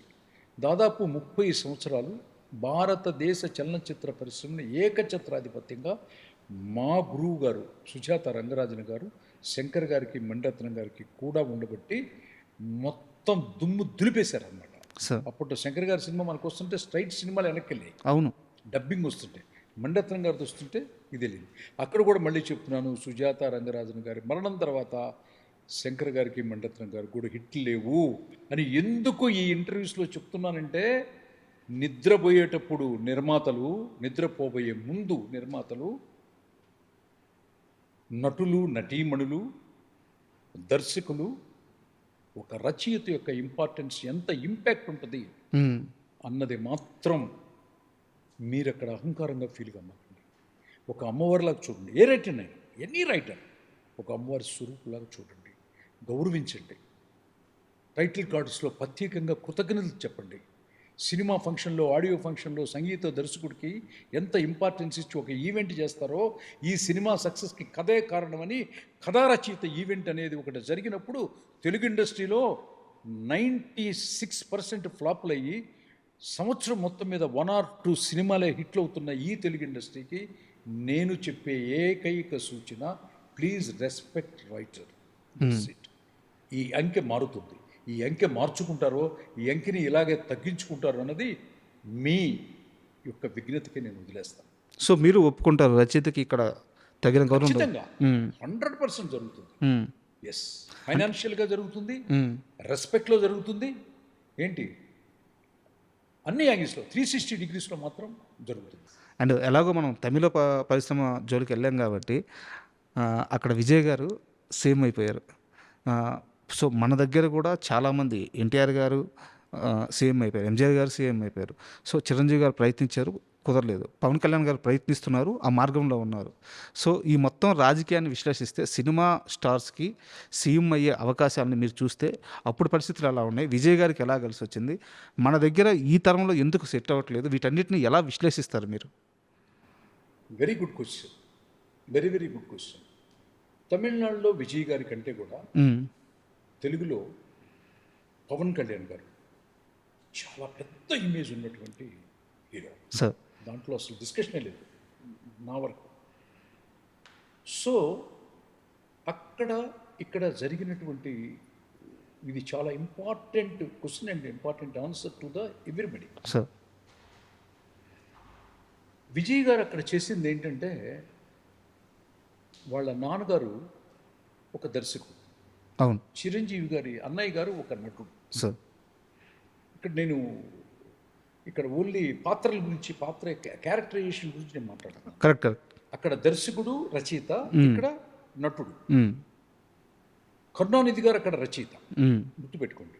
MG Ramachandran గారు నటుడు, ఆయన్ని సీఎం చేసిందే కరుణానిధి. సో అంటే రచయిత పాత్ర ఎంత ఇంపార్టెంట్గా ఉంటుందనే దాని గురించి చెప్తున్నాను. ఓకే. విజయ్ గారు చేసిన ప్రతి మనకి ఇక్కడ కూడా ఖైదీ నెంబర్ 150 కానీ చాలా సినిమాలు రీమేక్ లేదు విజయ్ గారు చేసి. అవును. విజయ్ గారు తన ఫస్ట్ అటెంప్ట్లోనే ముఖ్యమంత్రి కావడానికి ఒక కథ రచయిత కారణం. ఎట్లా అనేది అనాలిసిస్ చేస్తాం. ఆయన రీమేక్లు చాలా తక్కువ చేశాడు, 1వ చేశాడు అంతే, ఎక్కువ చేయలేదు. ఎక్కువ స్ట్రైట్ సబ్జెక్టులు చేశాడు విజయ్ గారు. చాలా ఉన్నాయి సార్ ఆయన రీమేక్లు, తక్కువ హిట్లు, తక్కువ చేసినా కూడా ఏదో పెళ్లి సందడి లాంటివి ఏదో తప్ప, గ్రాండ్ ఇయర్ పెద్ద సక్సెస్లు అన్నీ కూడా స్ట్రైట్ సబ్జెక్ట్. ఆయన తీసుకున్నటువంటి ఇతివృత్తం ఏంటంటే, ఒక్కసారి రైతుల గురించి తీసుకున్నాడు, ఒకసారి స్త్రీ సమస్యల గురించి తీసుకున్నాడు, ఒకసారి యూత్ స్పోర్ట్స్ అంశాన్ని తీసుకున్నాడు. సో అట్లా అతను ఎన్నుకున్నటువంటి కథా వస్తువులు ఈ సమాజంలో ఉన్నటువంటి ప్రతి ఒక్కళ్ళకి, అంటే మధ్యతరగతి స్త్రీలకి, స్టూడెంట్స్కి, స్పోర్ట్స్కి, రైతాంగానికి, రాజకీయం మీద కూడా సినిమా చేస్తారు. అవును. సో ఇవన్నీ ఏంటంటే డైమెన్షన్స్ అన్నమాట. ఈ డైమెన్షన్స్ అన్నీ స్ట్రైట్ సబ్జెక్టులే. ఇన్ని స్ట్రైట్ సబ్జెక్టులు అతను సెలెక్ట్ చేసుకుని వాళ్ళ నాన్నగారు అతను పోర్ట్రేట్ చేసి జనంలోకి తీసుకెళ్ళి ఆ ప్లాంటేషను, అది అంటే సినిమా హీరోని రియల్ హీరోగా మనం ఆరాధ్య దైవంగా భావించే పబ్లిక్ సౌత్ ఇండియాలో, సౌత్ ఇండియన్స్ వ్యక్తి పూజాపరులు, వ్యక్తులు పూజ చేస్తారు. ఓకే, అది తప్పు కాదు. ఆ వ్యక్తుల్ని ఎలా పూజ చేశారు? వాళ్ళు నటించినటువంటి సినిమాల్లో ఉన్నటువంటి పాత్రని నిజమనుకొని నమ్మి పూజ చేశారు. అట్ ది సేమ్ టైం ప్రాక్టికల్గా ఇంప్లిమెంట్ కూడా అతను ఒక 10 to 15 years, ఒక డెకెడ్ మించి గ్రౌండ్ వర్క్ చేశాడు అభిమానులతో. కష్టం ఎక్కడుంది, సమస్య ఎక్కడుంది, దాని రూట్ కాజ్ ఏంటి అనేది సైంటిఫిక్గా వర్కౌట్ చేశారనమాట. సో పవన్ కళ్యాణ్ గారి కంటే తక్కువ ఇమేజ్ ఉన్న హీరో ఎటే స్ట్రెచ్లో ముఖ్యమంత్రి అవడానికి ఆయన ఎన్నుకున్నటువంటి స్క్రిప్ట్లు ఆయన ప్రజల హృదయాల్లో, అంటే అభిమానులు అంటే ఇక్కడ క్యాస్టిజం ఎక్కువ ఉంది కదా ఆంధ్రప్రదేశ్లో. సో మన క్యాస్ట్ వాళ్ళే మనకి ఎప్పుడు ఉంటారు, ఇష్టపడతారు. కానీ మిగతా వాళ్ళందరూ అంటే ఒక ఎస్సీ, ఎస్టీ, దళిత్తు, నాయక్సు, బీసీలు, యాదవాసు, గౌడాసు, చౌదరీసు, రెడ్డిసు, ఎంతోమంది ఉన్నారన్నమాట ఈ సమాజంలో. ఎంతోమందికి అందరికీ సమస్యలు ఉన్నాయి. అంటే పొలిటీషియన్గా కనిపించే పెద్ద క్యాస్ట్ కొంతమంది పీపుల్ డబ్బున్నోళ్ళు, కానీ చౌదరీస్లో చాలా పేదవాళ్ళు ఉన్నారు, బ్రాహ్మిన్స్లో ఉన్నారు పేదవాళ్ళు, వైశ్యాస్లో ఉన్నారు పేదవాళ్ళు, రెడ్డిస్లో ఉన్నారు పేదవాళ్ళు. పేదరికానికి కొలవే ఉంది సార్, పేదరికం ఎక్కడ లేదు. వాళ్ళందరికీ రిఫ్లెక్ట్ అయ్యే ఒక అనేకమైనటువంటి డైమెన్షన్స్ పవన్ కళ్యాణ్ గారు ఈ నెట్వర్క్లో వర్క్ చేయలేదు సార్. సో ఈ నెట్వర్క్లో వర్క్ చేసి దెన్ అంటే ఊగిపోయేది. విజయ్ గారి కన్నా కాంగ్రెస్ సపోర్ట్తో అయి ఉండేవాళ్ళు. పవన్ కళ్యాణ్ గారు సింగిల్ లార్జెస్ట్ పార్టీగా ఎట్టి పరిస్థితుల్లో నెక్స్ట్ ఎలక్షన్కి ముందైనా సరే ఒక గొప్ప కథలను 2-3 కనుక మంచి సోల్తో, మంచి కంటెంట్తో, మంచి అసలు ప్రజలకి, పేదవాడికి అవసరమైనటువంటి కంటెంట్తో చేయగలిగితే మాత్రం he is going to rock. There is no opposition. ఇది సూపర్ ఇమేజ్ ఉన్నటువంటి ఒక మంచి మనిషి, ఒక మంచి మనసు ఉన్నటువంటి ఒక బంగారం. ఇది చిన్ని కృష్ణ. ఎందుకంటే పవన్ కళ్యాణ్ గారు సీఎం ఎందుకు అవ్వలేకపోయారు, విజయ్ ఎందుకు సీఎం అయ్యారు అనే ప్రశ్నకి చాలా రోజుల నుంచి ఒక్కొక్కరు ఒక్కో రకమైన విశ్లేషణ ఇస్తున్నారు. అక్కడ కులం అండి, ఇక్కడ మతం అండి, ఇలా చెప్తున్నారు. బట్ మీరు ఆ సినిమా టచ్ ఇచ్చి చెప్పారు చూడండి, నిజం అది. ఎందుకంటే మీరు చెప్పినట్టు విజయ్ గారు అన్ని లేయర్స్లో సినిమాలు చేశారు, అందరికీ కనెక్ట్ అయిపోయారు రాజకీయాల్లోకి రాకముందే. నిజంగా పవన్ కళ్యాణ్ గారి విషయంలో అలాంటి కథలు అయితే రాలేదు. అది పట్టుకున్నారు చూడండి, అది చిన్ని కృష్ణ. సో అయితే నేను మీ వ్యక్తిగత విషయానికి వస్తాను సార్. నాకు ఇది మీరు వేరే ఇంటర్వ్యూలో చెప్పారు, మా ఆడియన్స్ కోసం నేను మళ్ళీ అడుగుతున్నాను. మీరు ఈ మధ్యకాలంలో ఎప్పుడు చాలా రోజులుగా గుండెతోనే ఉంటున్నారు. అడిగితే మా అమ్మగారి మీద ప్రేమతో ఇంకపై ఇలాగే ఉండబోతున్నానని చెప్పారు. అలాంటి ఒక నిర్ణయం అంత స్ట్రాంగ్ నేను ఎందుకు తీసుకోవాల్సి వచ్చింది? అంటే నేను నా కన్న తల్లి నాకు సంస్కృతిని, సాంప్రదాయాన్ని చెప్పి నన్ను చిటికిన వేలుతో పట్టించుకొని ఒక గురుకులంలో చదివించింది సార్.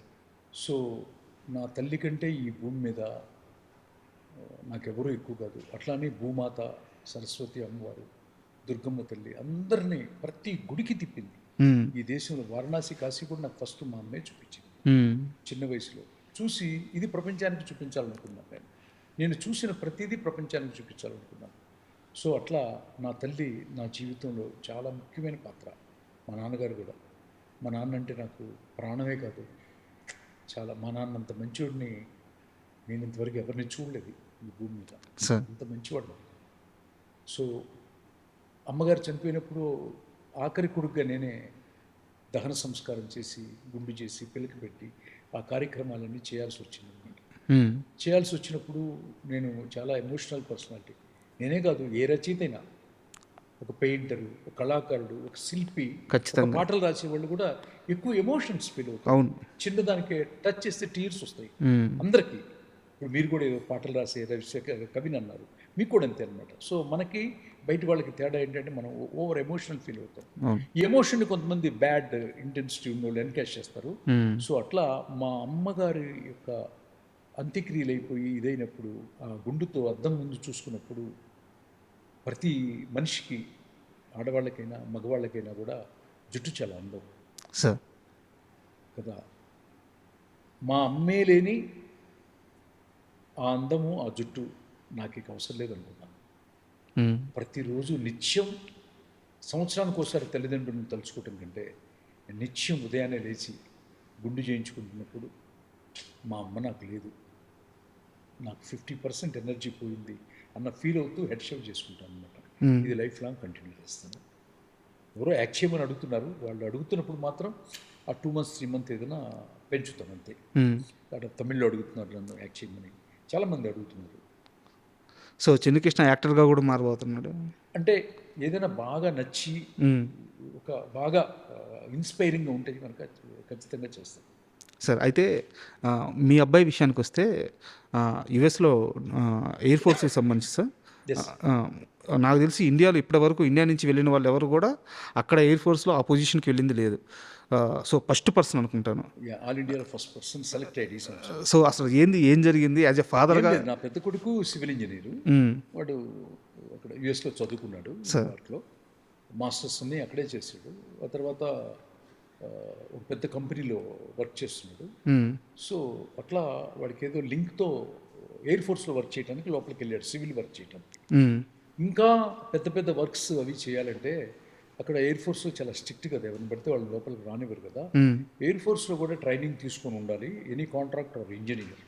అంటే లాట్ ఆఫ్ డిపార్ట్మెంట్లు ఉంటాయి, వార్ ఫీల్డ్లో చేసేవాళ్ళు వేరు. సార్ ఒక మన సమాజంలో ఎన్నైతే ఉంటాయో అన్నీ పెద్దంటూ ఉంటాయి. వంట వండేవాళ్ళు, ఇంజనీర్స్, డాక్టర్స్, సైంటిస్టులు, నర్సులు, రోడ్లు వేసేవాళ్ళు, అన్నీ గార్డెనింగ్ చేసేవాళ్ళు, నీళ్లు కొట్టేవాళ్ళు అన్నీ ఉంటాయి కదా. అట్లా ఒక సివిల్ ఇంజనీర్గా నా కొడుకు అక్కడ ట్రైనింగ్ తీసుకోవడం జరిగింది.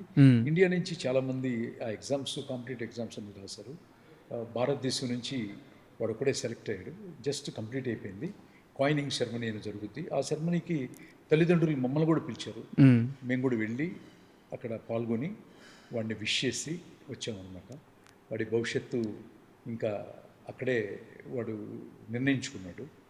సో అక్కడ వాడు ఇంకా I love you my dear son, I'm proud of you mister Chiranjeevi Akula, I love you man.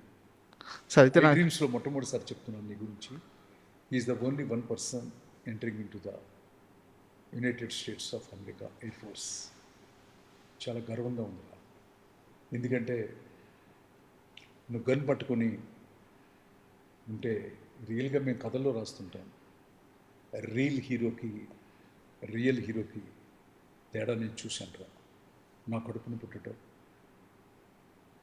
నీకు అన్నయ్య పేరు చిరంజీవి అని నీకు పెట్టుకోవటం, ఆయన ఆశీస్సులు నీకు మెండుగా ఉన్నాయి. ఎప్పుడు చిరంజీవి అనేది థ్యాంక్ఫుల్గా ఉండాలి కూడా, entire my family. Thank you, I love you రా. మా బాబుకి చిరంజీవి గారి పేరు పెట్టుకున్నాను అని చెప్పేసి చాలా ఇంటర్వ్యూలో, ఇప్పుడు కాదు సార్, మీరు రచయితగా తెలుగు సినిమా ఇండస్ట్రీకి వచ్చినప్పటి నుంచి కూడా చిరంజీవి గారి మీద ఉన్న అభిమానాన్ని చాటుకుంటూ వస్తూనే ఉన్నారు. సరే, మధ్యలో ఏదో ఒక చిన్న బ్యాడ్ ఇన్సిడెంట్ జరిగింది, బట్ ఇప్పుడు చిరంజీవి గారితో మీ అసోసియేషన్ కానీ మీ రిలేషన్ కానీ బాగుందా? మీకు యాక్సెసిబిలిటీ ఉందా? నేను చాలా ఇంటర్వ్యూస్లో చెప్పాను, ఏ డిస్టర్బెన్స్ అయితే జరిగిందో ఆ డిస్టర్బెన్స్కి ప్రధానమైన కారణం నువ్వు రచయిత కాబట్టి నేను చెప్తున్నాను. సార్ ఎప్పుడు కూడా ఎక్స్పెక్టేషన్ అనే ఒక పదం ఉంది. ఎక్స్పెక్టేషన్ ఎప్పుడు మనం ప్రేమిస్తున్నాం, కొన్ని కోట్ల మంది భగవంతుని పూజిస్తుంటారు, కానీ భగవంతుడు అందరికీ అనుగ్రహించడు కదా. సార్ అట్లాగే ఎక్స్పెక్టేషన్, ఒక హ్యూమన్ బీయింగ్ని ఇంకొక హ్యూమన్ బీయింగ్ ఎక్స్పెక్టేషన్లో ఉండకూడదు అన్నది నాకు ఆలస్యంగా తెలిసింది. ఓకే, నేను ప్రేమించవచ్చు, వాళ్ళు ప్రేమించాలని రూల్ ఏంటి? మీరు ప్రేమించిన అంత తీవ్ర స్థాయిలో తీవ్ర స్థాయిలో కదా, అసలు ప్రేమించలేకపోయినా కూడా మనకి రైట్ లేదు కదా అనేది నాకు ఒక పెద్ద ఫిలాసఫీలో బుక్ చదివినప్పుడు ఏర్పడింది. అది ఏర్పడ్డప్పుడు ఏంటంటే, మనం ఎప్పుడు ఎక్స్పెక్ట్ చేయకూడదు అవతల వాళ్ళ గురించి. అవతల వాళ్ళ దగ్గర నుంచి మనమే జీరో ఎక్స్పెక్టేషన్తో ఉంటే మనం చాలా హ్యాపీగా ఉంటాం. సో అప్పుడు నేను సారీ చెప్పడం జరిగింది. ఎందుకంటే తెలియక చేశాను కదా. ఇప్పుడు ఎంతోమంది ఎన్నో తప్పులు చేస్తారు, వాళ్ళు సారీ చెప్పకపోవచ్చు. వాళ్ళ అంతరాత్మకి మాత్రం అద్దంలో ముందు కూర్చున్నప్పుడు మాత్రం వాళ్ళకి దారుణంగా ఇచ్చేస్తుంది. సార్ అంటే డిస్కషన్ వచ్చింది కాబట్టి ఓపెన్ అవుతున్నాను. ఎవరికి తెలుసద్దో ఎవరికి తెలియదో పక్కన పెడితే, ఇంత సాహిత్యం ఉన్న, ఇంత విద్య తెలిసిన, ఇంత జ్ఞానం ఉన్న చిన్ని కృష్ణకి ఆ రోజే, ఆ క్షణమే, మాట్లాడే ఆ మూమెంట్లోనే మీ మనస్సాక్షికి తెలుస్తుంది కదా ఇది తప్పని. తెలియలేదు. నేను బుక్ చదివినప్పుడు ఎక్స్పెక్టేషన్ కిల్స్ అనే బుక్ చదివాను. అప్పుడు నాకు ఎన్ని సంవత్సరాలు మదన పడ్డారు ఈ బాధతో? నేనే మొదలుపడలేదు. నేను మాట్లాడింది పెద్ద దుర్మార్గము, తప్పు అని నేనేమి ఇప్పుడు కూడా అనుకోవట్లేదు. నేను మాట్లాడి ఉండకూడదు, నా అంతరాత్మ చెప్పింది.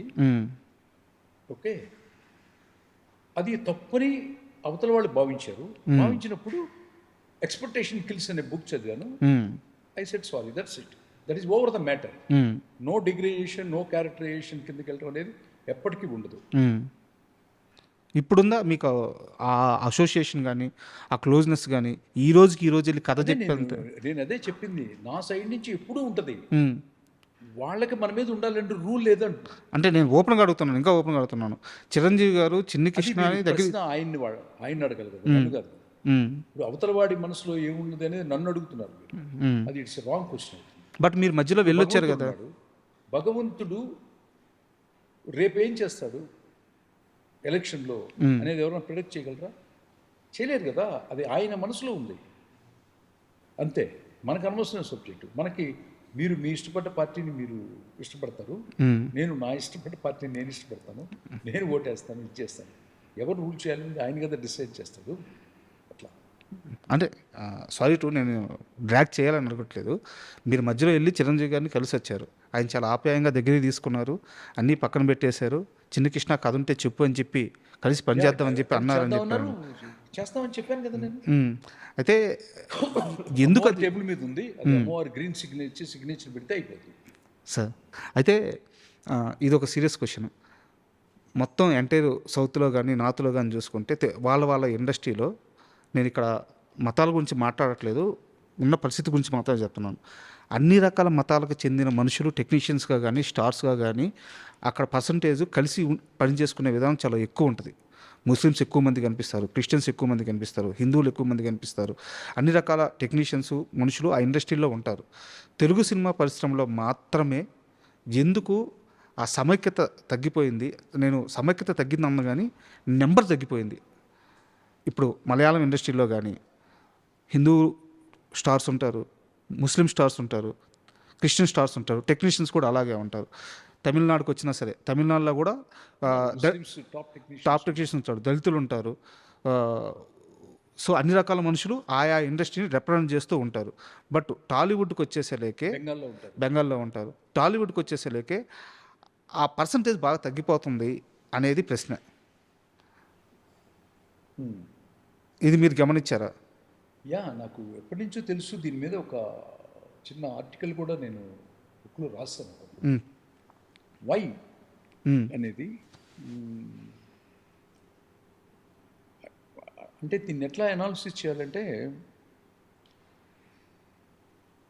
ఒక ముస్లిమ్స్లో మంచి మంచి సంగీత దర్శకులు ఉన్నారు, మంచి మంచి లిరిసిస్టులు ఉన్నారు, హిందీలో కానీ బెంగాల్లో కానీ.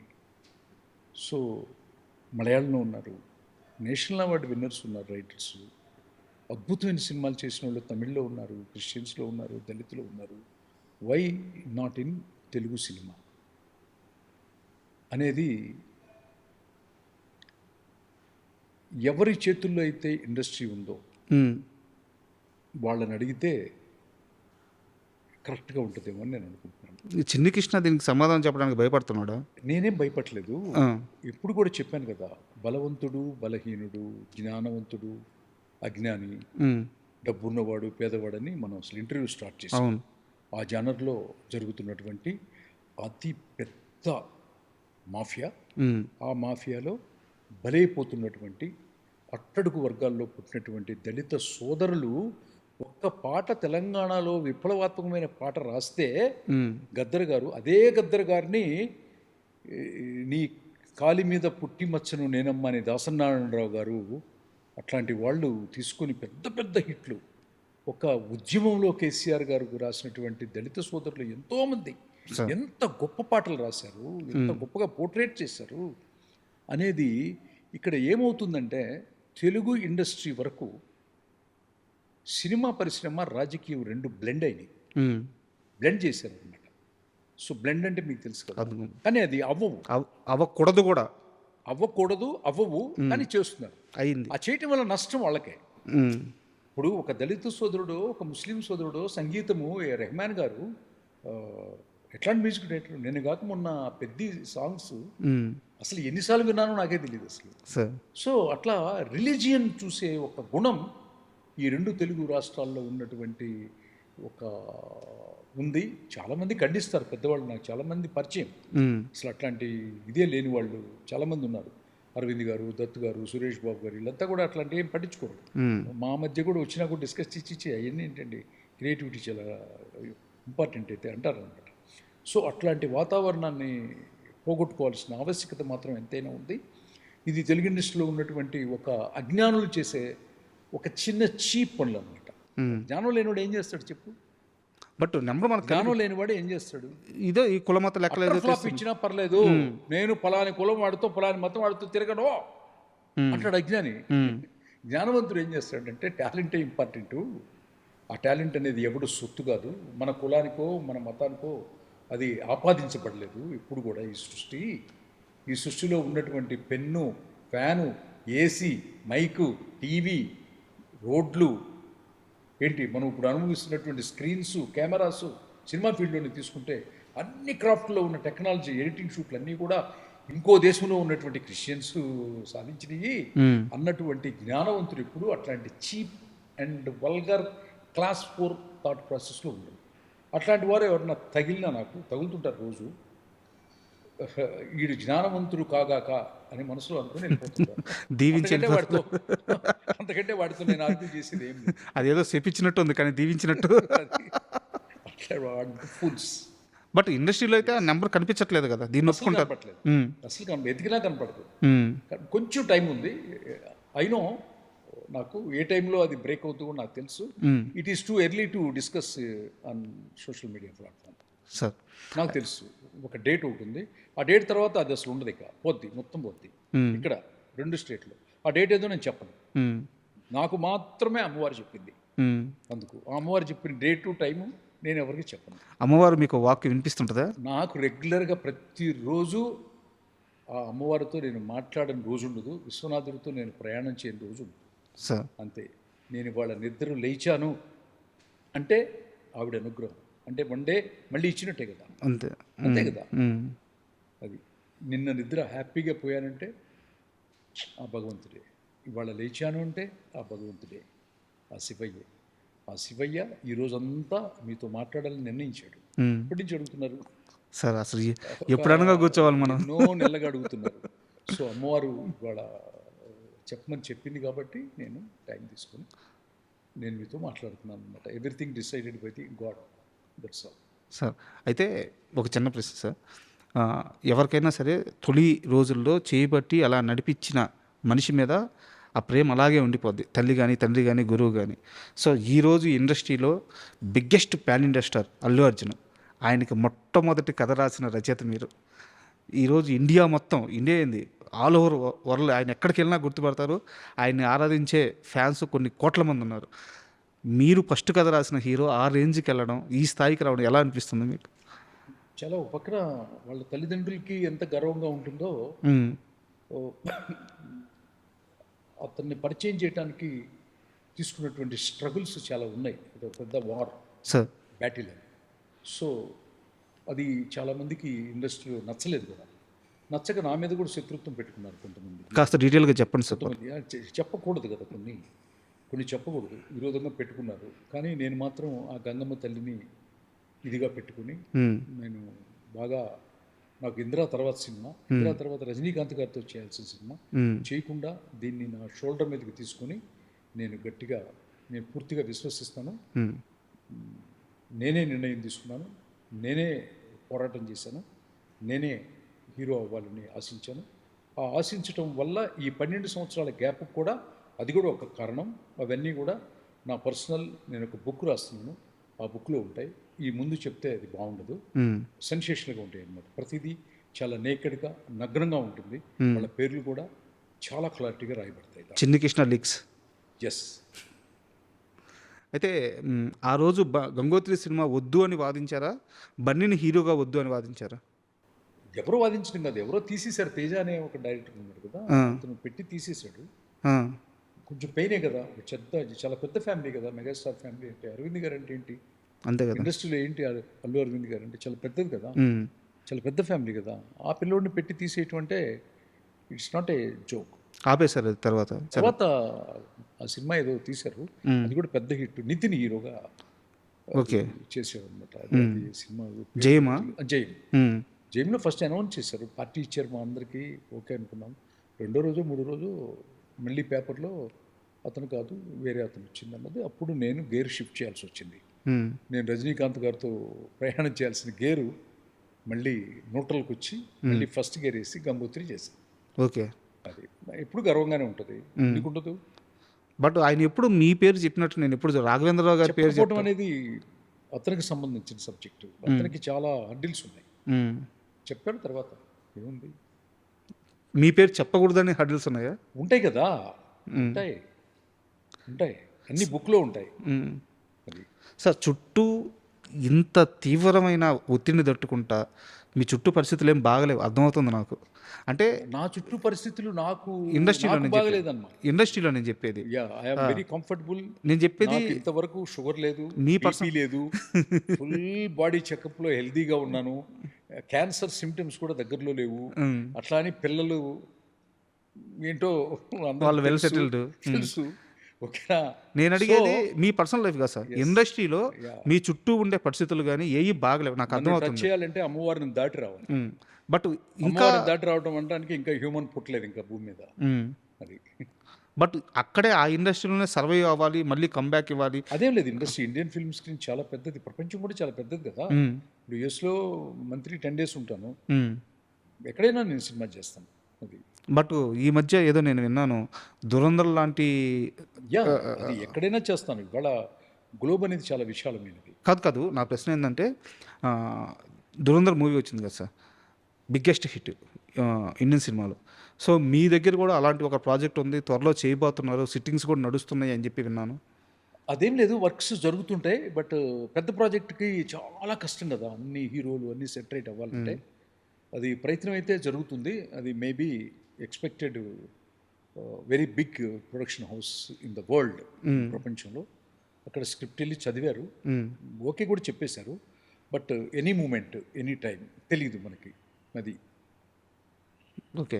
అయితే ఒక వరల్డ్లో one of the number 1 company. Sir, it is not a Indian based company, it is international company. ఇది ఇప్పుడు నేను అడగబోయే ప్రశ్న చాలా క్లోజ్డ్ పీపుల్ నుంచి తెలుసుకొని అడుగుతున్నాను. ఇది నిజమని కూడా నేను నమ్ముతున్నాను. దర్శకుడు ఓంకార్ గారితో మీకు ఉన్న సమస్య ఏంటి? దీంట్లో జీనియస్ డైరెక్టర్ ఓంకార్ ఏం గారు లేదు, ఏం లేదు. నిజంగా ఇప్పుడు మీ ఇద్దరి మధ్య మాట్లాడున్నాయి. ఇప్పటి వరకు ఎందుకు లేవు అసలు? మొన్న నా కూతురు ఎంగేజ్మెంట్కి వచ్చాడు, రోజు ఫోన్ చేసి మాట్లాడాడు. అసలు ఫ్యామిలీ మొత్తం వస్తారు. చిచి, he is a very very very good personality. నన్ను అన్నయ్య అని పిలుస్తాడు. నేను కూడా ఒక సొంత సోదరుడి కంటే ఎక్కువ ఇదిగా ఫీల్ అవుతాం. కాకపోతే ఏంటంటే తను డైరెక్షన్ చేసేటప్పుడు కథని పూర్తిగా విశ్వసించకుండా ఒక డిఓపినో అట్లా వెళ్ళకూడదు అనమాట. పేపర్ మీద రాసిన దాన్ని పేపర్ మీద దాన్ని స్క్రీన్లో ట్రాన్స్మిట్ అవ్వాలి. అక్కడ తను ఇంకా కొంచెం నేర్చుకుని ఉంటే బాగుంటుంది తప్ప. కానీ ఎప్పటికైనా ఒక పెద్ద గొప్ప దర్శకుడు అవుతాడు ఎప్పటికైనా కూడా. అంటే అప్పటికి కొంచెం చిన్నవాడు కావచ్చు, ఎట్టి పరిస్థితుల్లో చాలా పెద్ద గొప్ప వాడు అవుతాడు. ఎందుకంటే జీనియస్ 3.5 crores ప్లాన్ చేస్తే ఫస్ట్ వీక్ 11 crores వచ్చింది. Sir, biggest hit cinema. But దాన్ని 100% పోర్ట్రేట్ చేస్తుంటే కనుక ఆ రోజుల్లోనే 100 కోట్లు వచ్చేది ఆ సినిమా. అంటే నా ప్రశ్న కూడా ఇదే సార్. ఎందుకంటే దాంట్లో ఎత్తుకున్నటువంటి సమస్య ఏంటంటే వ్యక్తి పూజ తప్పు అని చెప్పాను. ఈ ప్రపంచంలో దాసనారాయణ గారు పిలిచి వ్యక్తి పూజ తప్పు అని కూడా కథ రాస్తారా? నాకు అర్థం కాలేదు. అని పిలిచి ఆయన సినిమా చూసి అసలు ఈ భూ ప్రపంచంలో ఇట్లాంటి థాట్ ప్రాసెస్ ఎవరికి రాదని ప్రెస్ మీట్ పెట్టి చెప్పాడు దాసనారాయణ గారు లాంటి సార్ జీనియస్కి. But a beautiful script on the earth. వ్యక్తులు పూజ చేస్తాం తెలుసు కదా మనం. అవును, వ్యక్తి పూజ. వ్యక్తి పూజ తప్పు, నాశనం అయిపోతారు అని ఆ సినిమా సోల్ పాయింట్ కూడా అదే. ఎస్, ట్యాగ్లైన్ కూడా అదే ఉంటుంది. అదే చెప్తున్నాను. సో అంత పెద్ద గొప్ప కంటెంట్ 100 crores వచ్చేది. ఒక 11 crores, 3.5 crores తీస్తే ఒక 11 crores కలెక్ట్ చేసింది. 3 times కలెక్ట్ చేసింది. Very comfortable. కానీ మీరు బాగా డిసప్పాయింట్ అయ్యారు. ఏం లేదు, నా కథని చాలా బలంగా చెప్పాలి, అంత తీవ్ర స్థాయిలో చెప్పలేదు. కొంతమంది చెప్పొచ్చు, చెప్పలేకపోవచ్చు కదా. కొంతమంది ఇంకొంచెం ఎనర్జెటిక్ కావాలి. ఇట్స్ ఏ గుడ్ డైరెక్టర్, మంచి భవిష్యత్తు ఉంది తమ్ముడు ఓంకార్కి. మళ్ళీ కూడా కలిసి పనిచేస్తాం మేము. అసలు చాలా చాలా మంచివాడు, చాలా వ్యక్తిత్వం కలిగినటువంటి వాడు, చాలా అమ్మవారి భక్తుడు. వాళ్ళ నాన్నగారు కానీ, వాళ్ళ అమ్మగారు కానీ, వాళ్ళ 3 తమ్ముళ్ళు కానీ నాకు చాలా చాలా ఇష్టం. అశ్విన్ బాబు, అందరూ నాకు చాలా ఇష్టం. I love Omkar. సార్, ఈ మధ్య కాలంలో ఎంటైర్ సౌత్ సినిమాకి జరిగిన నష్టం కానీ, లోటు కానీ, మీ జీవితంలో జరిగిన నష్టం కానీ, లోటు కానీ, మీ గురువు గారు భాగ్యరాజు గారు పరమ పదించడం, సో అంటే కొన్ని పదుల మంది దర్శకులను తయారు చేసిన చేతులు అవి. Classics sir. అంటే ఒక సినిమా ఆయన తీస్తే మొత్తం అన్ని లాంగ్వేజ్లో మళ్ళీ రీమేక్ అవ్వాలి, ప్రతి ఆడియన్కి ఆయన కథ కావాలి. అలాంటి గొప్ప మనిషి, గొప్ప దర్శకుడు. సో మీ జీవితాన్ని మలిచిన వ్యక్తి అనుకోవచ్చు మీ గురువు గారు. ఎస్, నిజంగా మంచి క్వశ్చన్ వేశారు మీరు. నా గురువు గారి గురించి అడిగారు. నాకు భగవంతుడి తర్వాత నాకు గురువు చాలా ఇంపార్టెంట్. సార్ నాకు గురువు అప్పుడప్పుడు దైవానికంటే కూడా ఎక్కువ. ఎందుకంటే దైవం కనపడదు కదా, గురువు ప్రత్యక్షంగా కనపడతాడు కదా. అట్లా సుజాత రంగరాజన్ గారు చనిపోయినప్పుడు నేను శ్రీరంగం వెళ్ళి అక్కడ శవాన్ని కూడా మోసాను, సార్ భౌతిక దీన్ని కూడా నేను మోసాను. అట్లాగే భాగ్యరాజు గారు నాకు ఎన్నెన్నో మెలకువలు నేర్పించారు, ఎన్నెన్నో అనమాట. అంటే అట్లాంటి ఆయన దగ్గర తెలుగు చలనచిత్ర పరిశ్రమలో నేను ఒక్కడనే ఏకైక శిష్యుని, తెలుగు వాడిని. అంతా తమిళిన్సే మొత్తం. టోటల్గా ఒక ఎప్పుడున్న 20 పీపుల్ ఉంటారు, 20లో 19 వాళ్ళు ఉంటారు. ఓకే, మురుగదాస్ కూడా మా గురుగారు అసిస్టెంటే సార్. సో అట్లా నేను ఒకడు అనమాట. సో నేనంటే చాలా ఇష్టం ఆయనకి. ఎక్కడికి వెళ్ళినా కూడా నన్ను తీసుకెళ్తాడు, చిన్ని సిన్ని సిన్ని సిన్ని అని. ఇదే ఇంట్లో ఒక 5 సార్లు వచ్చున్నాడు. సార్ వచ్చినప్పుడల్లా ఒక 10 రోజులు ఉండేవాడు నా దగ్గర. మిస్సెస్ కూడా ఫోన్ చేసి, ఏంటి చిన్ని కృష్ణ గారు మీ ఇంటికి వస్తే మాత్రం రానంటాడు, అక్కడే ఉంటానంటాడు, చాలా పనులు ఉన్నాయి ఇక్కడ, త్వరగా పంపించండి అంటారు. ఆయనకి ఆ వయసులో ఏం కావాలి, ఏం తింటాడు, ఏంటి, ఏమి ఎట్లా ఉంటే ఆయన సంతోషంగా ఉంటాడు అనేది నేను ఆయన కాళ్ళ దగ్గర కూర్చొని ఆయన కాళ్ళు నొక్కుతూ మా ఇంట్లో గడిపిన క్షణాలు ఇప్పటికీ కాదు ఎప్పటికీ మర్చిపోలేను. మా గురువు గారికి కాళ్ళు నొక్కుతున్నప్పుడు నాకు సంతోషం వేస్తుంది. నా గురువుగారికి తనకిష్టమైనటువంటి ఫుడ్డు, తనకిష్టమైన అన్నీ ముందు పెట్టినప్పుడు నేను ఆనందపడతాను అనమాట. అట్లా నా గురువు అంటే అంత ప్రాణం. ఒక తండ్రి స్థానం ఇచ్చిన ఆయన అంటే తెలుగు ఇండస్ట్రీలో ఇంత గురు శిష్యుల బంధం నాకు ఎక్కడ కనపడలేదు, వినపడలేదు. అంతా పైపైన డ్రామాలు, చిరునవ్వు, స్క్రీన్ మీద నటించమంటే రియల్ లైఫ్లో నటించేవాళ్ళు ఎక్కువ. సార్ అట్లా గురువు అనేవాడు చాలా చాలా ఇంపార్టెంట్ అనమాట. ఆయన దిద్దిచ్చినటువంటి అక్షరాలు, మాటలు, వాక్యాలు, మెలకువలు, screen play, especially screen play మాత్రం నేను బాగా నేర్చుకున్నాను. కథా వస్తువు మాత్రం నేను సుజాత రంగరాజన్ గారి దగ్గర నేర్చుకున్నాను. వీళ్ళిద్దరి దగ్గర నాకు పనిచేయటం నా పూర్వజన్మ సుకృతమే కాకుండా అట్ ది సేమ్ టైం అమ్మవారు నన్ను తెనాల్లో పుట్టి పలాని వాళ్ళ దగ్గరికి ప్లాన్ చేయటం అనేది మాత్రం ఆ కాశీ విశ్వనాథుడు ప్లాన్ చేశాడు. అంత మంచి గురువులు ఎవరుకున్నారు? నాకున్నారు. మీరు వెళ్ళడం కూడా ఏదో నేను అంటే అమ్మవారే కదా, నన్ను పంపించేది ఆవిడ కదా. ఏదో తెనాల నుంచి వారిని ఎత్తుక్కుంటూ, ఏదో ఆదిశంకరాచార్యులు వారిని ఎత్తుక్కుంటూ పోయినట్టు ఉంది. అలా నాకు అది ఆయన లేని లోటు అసలు తీర్చుకోలేను. గురుగారు సుజాత రంగరాజన్ గారు అండ్ భాగ్యరాజు గారు, మళ్ళీ మీ ఆత్మ పుట్టి ఈ భారతదేశాన్ని దాదాపు 50 సంవత్సరాలు మీరు రూల్ చేశారు. దాదాపు నవలా ప్రపంచాన్ని కానీ, భాగ్య, మినీ భాగ్య కానీ, పుస్తక రూపాన్ని కానీ, అక్కడ కుముదం మ్యాగజైన్లో సుజాత గారు కానీ, ఎప్పుడు కుముదం మ్యాగజైన్లో వీక్లీ వస్తుందో పరిగెత్తుకుంటా వెళ్ళి, తమిళ రాకపోయినా కూడా ఆ పుస్తకం వెస్ట్మాంలో వీరాస్వామి స్ట్రీట్లో కొనుక్కొని వెళ్ళి దానికి తెలుగు ట్రాన్స్లేషన్ అడిగి తెలుగు అనువాదం పుస్తకంలో రాసుకొని మీ దగ్గర అయోధ్య మండపంలో వెస్ట్మాంలో శిష్యరికం చేసింది నేను. మీరు మళ్ళీ పుట్టాలి సార్. మీలో ఎంట్రుకు వాస కంటే చిన్నవాడిని నేను, రచనలో కానీ దేంట్లో కూడా. మీరు మళ్ళీ పుట్టాలని, ఏదో ఒక తల్లి కడుపులో పుట్టి ఈ భారతదేశంలో మళ్ళీ ఒక 50 సంవత్సరాలు మీ 2 సోల్స్ రూల్ చేయాలని మనస్ఫూర్తిగా కోరుకుంటున్నాను. రంగరాజన్ గారికి, భాగ్యరాజ గారికి నా హృదయపూర్వక, ఎట్లా చెప్పాలో ఏం తెలియదు, నాకు మీరిద్దరంటే ప్రాణం అంతే. మీ షూట్ అయిపోయిన తర్వాత అక్కడ నేను నిత్యం నా గురువుల్ని పూజ చేసే పటాలు ఉన్నాయి సార్. అవి కూడా ఒక చిన్న బయట తీసుకోండి అక్కడ. తప్పకుండా సార్. అంతే, ఇంకంతకంటే నేనేం చెప్పలేను. నిత్యం పూజా మందిరంలో నా టేబుల్ మీద నిత్యం పూజించే వ్యక్తిని సార్. మీరు ఎక్కడున్నా మీ ఆశీస్సులు నాకు ఉండాలి, ఎప్పటికీ ఉండాలి. అంతే, మీరు పెట్టిన భిక్షే కదా sir. I love you sir, I love you. చాలా ఎమోషనల్ అయ్యారు, మమ్మల్ని కూడా ఎమోషనల్ చేశారు. అయితే భాగ్యరాజు గారు ఇంటికి వచ్చినప్పుడు మీ స్థాయి అంటే ఫైనాన్షియల్గా మీరున్న పొజిషను ఇవన్నీ చూసినప్పుడు ఆయన ఎంత ముచ్చటపడేవాడు? అంటే తన శిష్యుడు ఈ రేంజ్కి రావడం, ఇంత బాగుండడం, ఇంత పేరు తెచ్చుకోవడం ఆయన ఎలా ఆనందపడేవారు?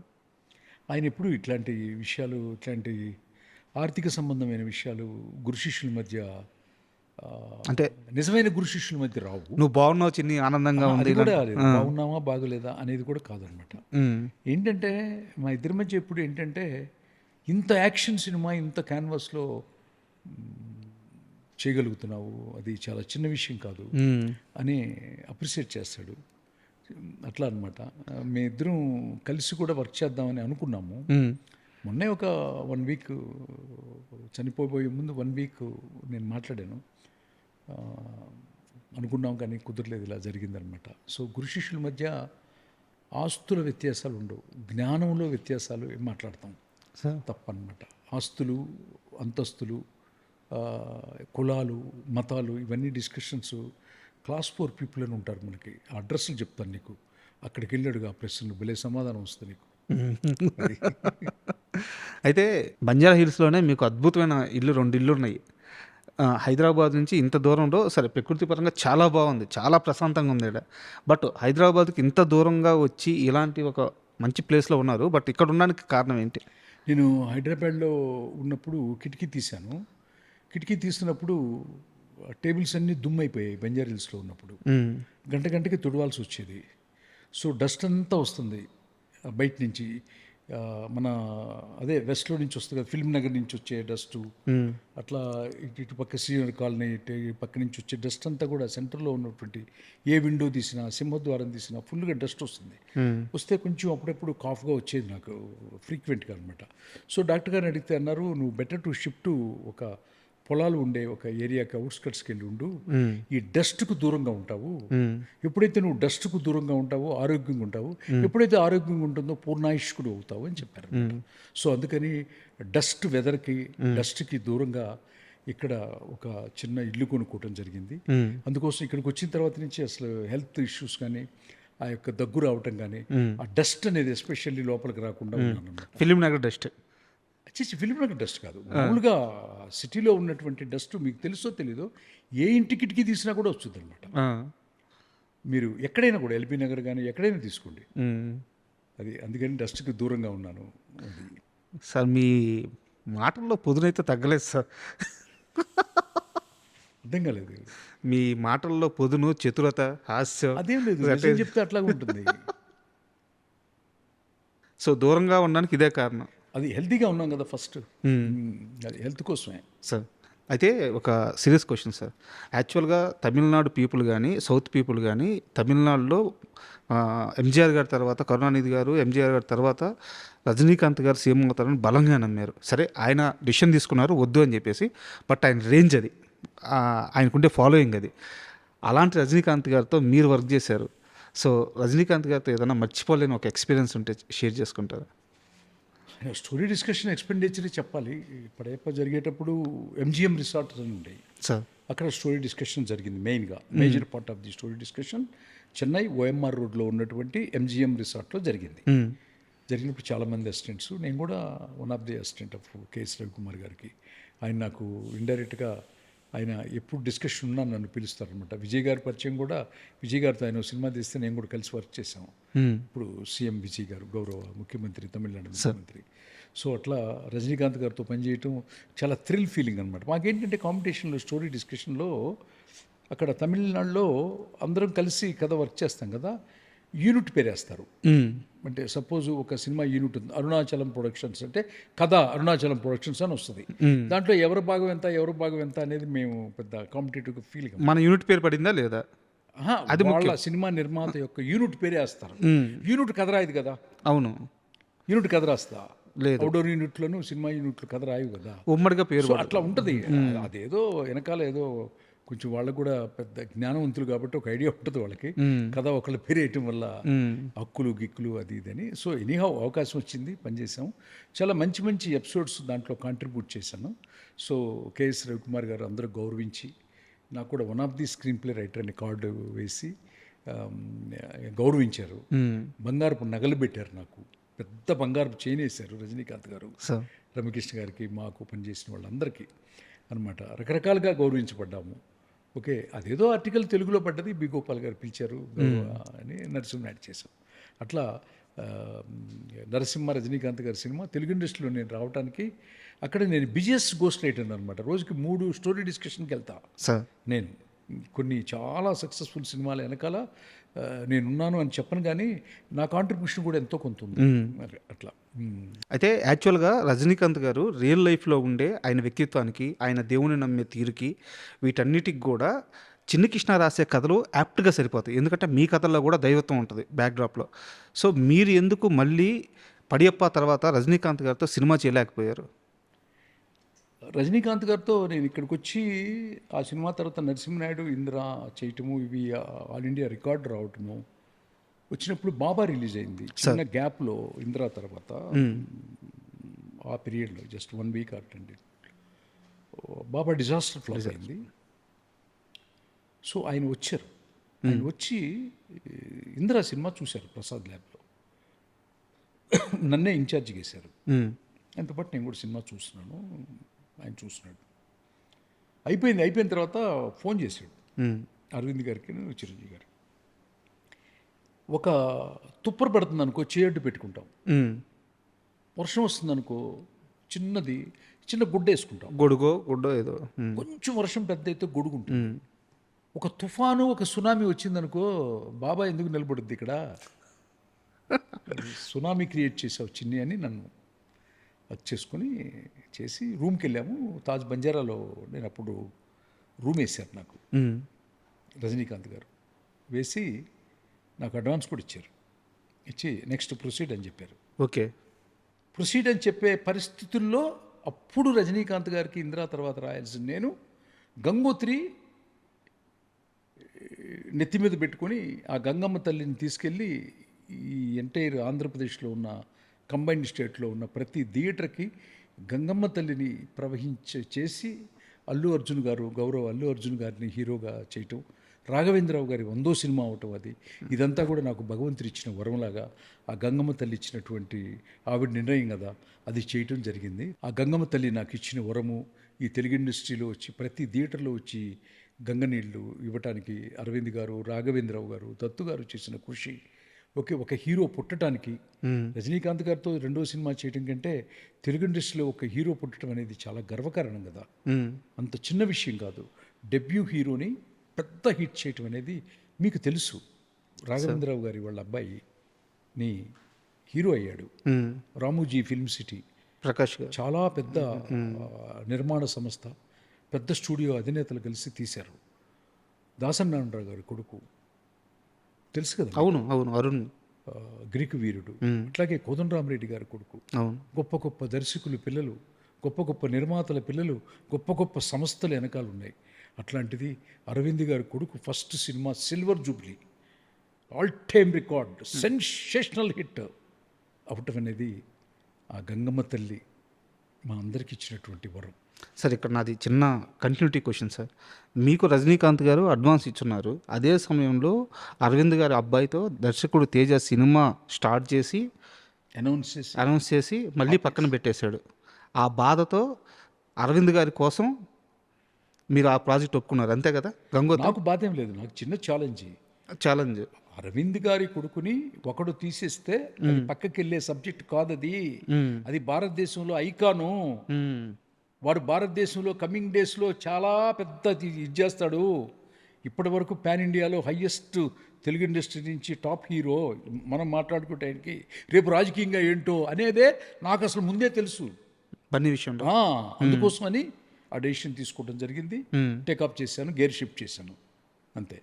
కానీ ఆ రోజు మీరు తీసుకున్న ఒక్క డెసిషన్ ఈరోజు అల్లు అర్జున్ ఐకాన్ స్టార్, అసలు ఒక పెద్ద బిగ్గెస్ట్ స్టార్ని తెలుగు సినిమాకి ఇచ్చినట్టు అయింది.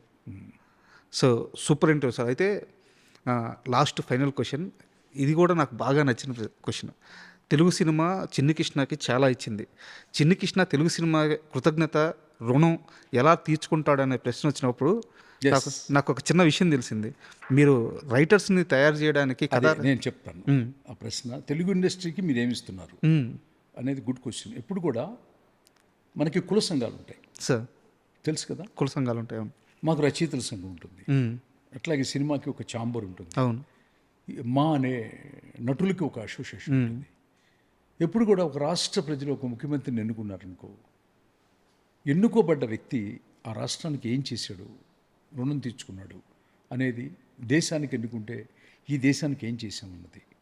అట్లాగే కులానికి ఒక హీరో ఉంటాడు.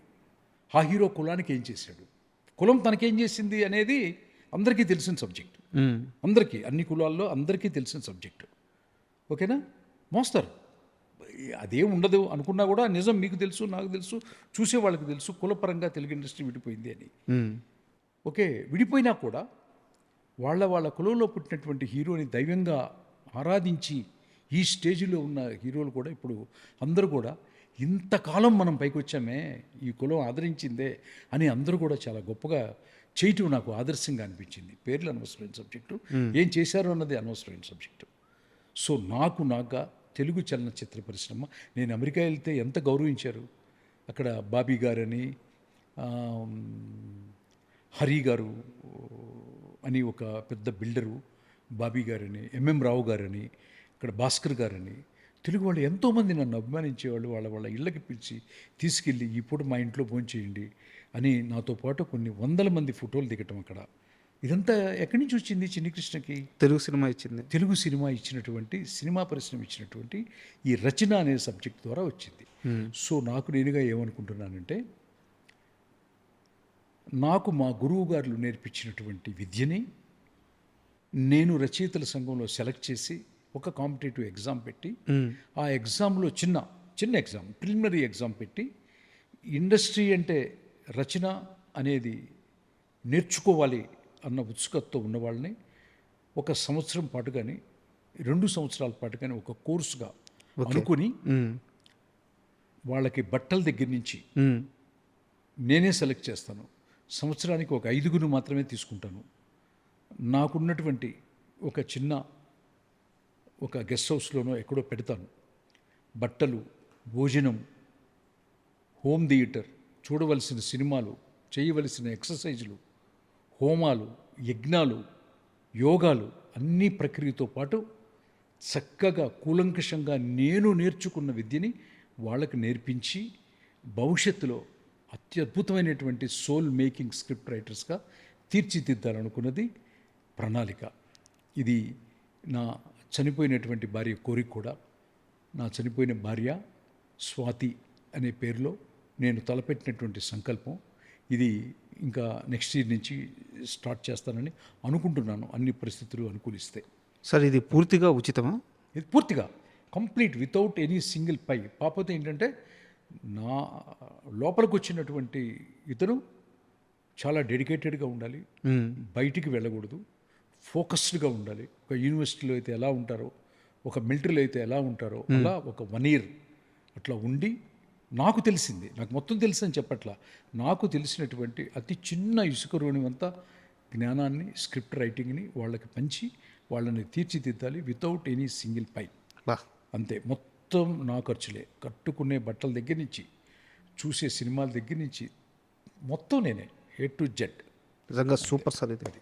Thank you very much sir. మీ అద్భుతమైన విలువైన సమయాన్ని ఇచ్చారు. వ్యూయర్స్కి, చూస్తున్న అందరికీ 2-3 సార్లు చూశారు మీ ఛానల్ ద్వారా. నన్ను ఏమైనా తెలిసి తెలియక ఒక మానవ తప్పిదాల్లో ఏమైనా ఒక అక్షరం తప్పు మాట్లాడినా నన్ను క్షమించమని కోరుకుంటూ, ముందుగానే నాకు ఇంకేమైనా ఇన్పుట్స్ కానీ సజెషన్స్ కానీ ఉంటే మీరు అడ్వైజ్లో కానీ మీ యొక్క కామెంట్స్లో కానీ పెడితే అన్నీ పాజిటివ్గానే తీసుకుంటానని భావిస్తూ, అందరికీ కూడా ఇంటర్వ్యూ చేసినటువంటి రాజా చక్కటి ఇంటర్వ్యూ చేశాడు. చక్కటి ఇంటలెక్చువల్గా, చాలా తెలివిగా చాలా రాబట్టుకున్నాడు.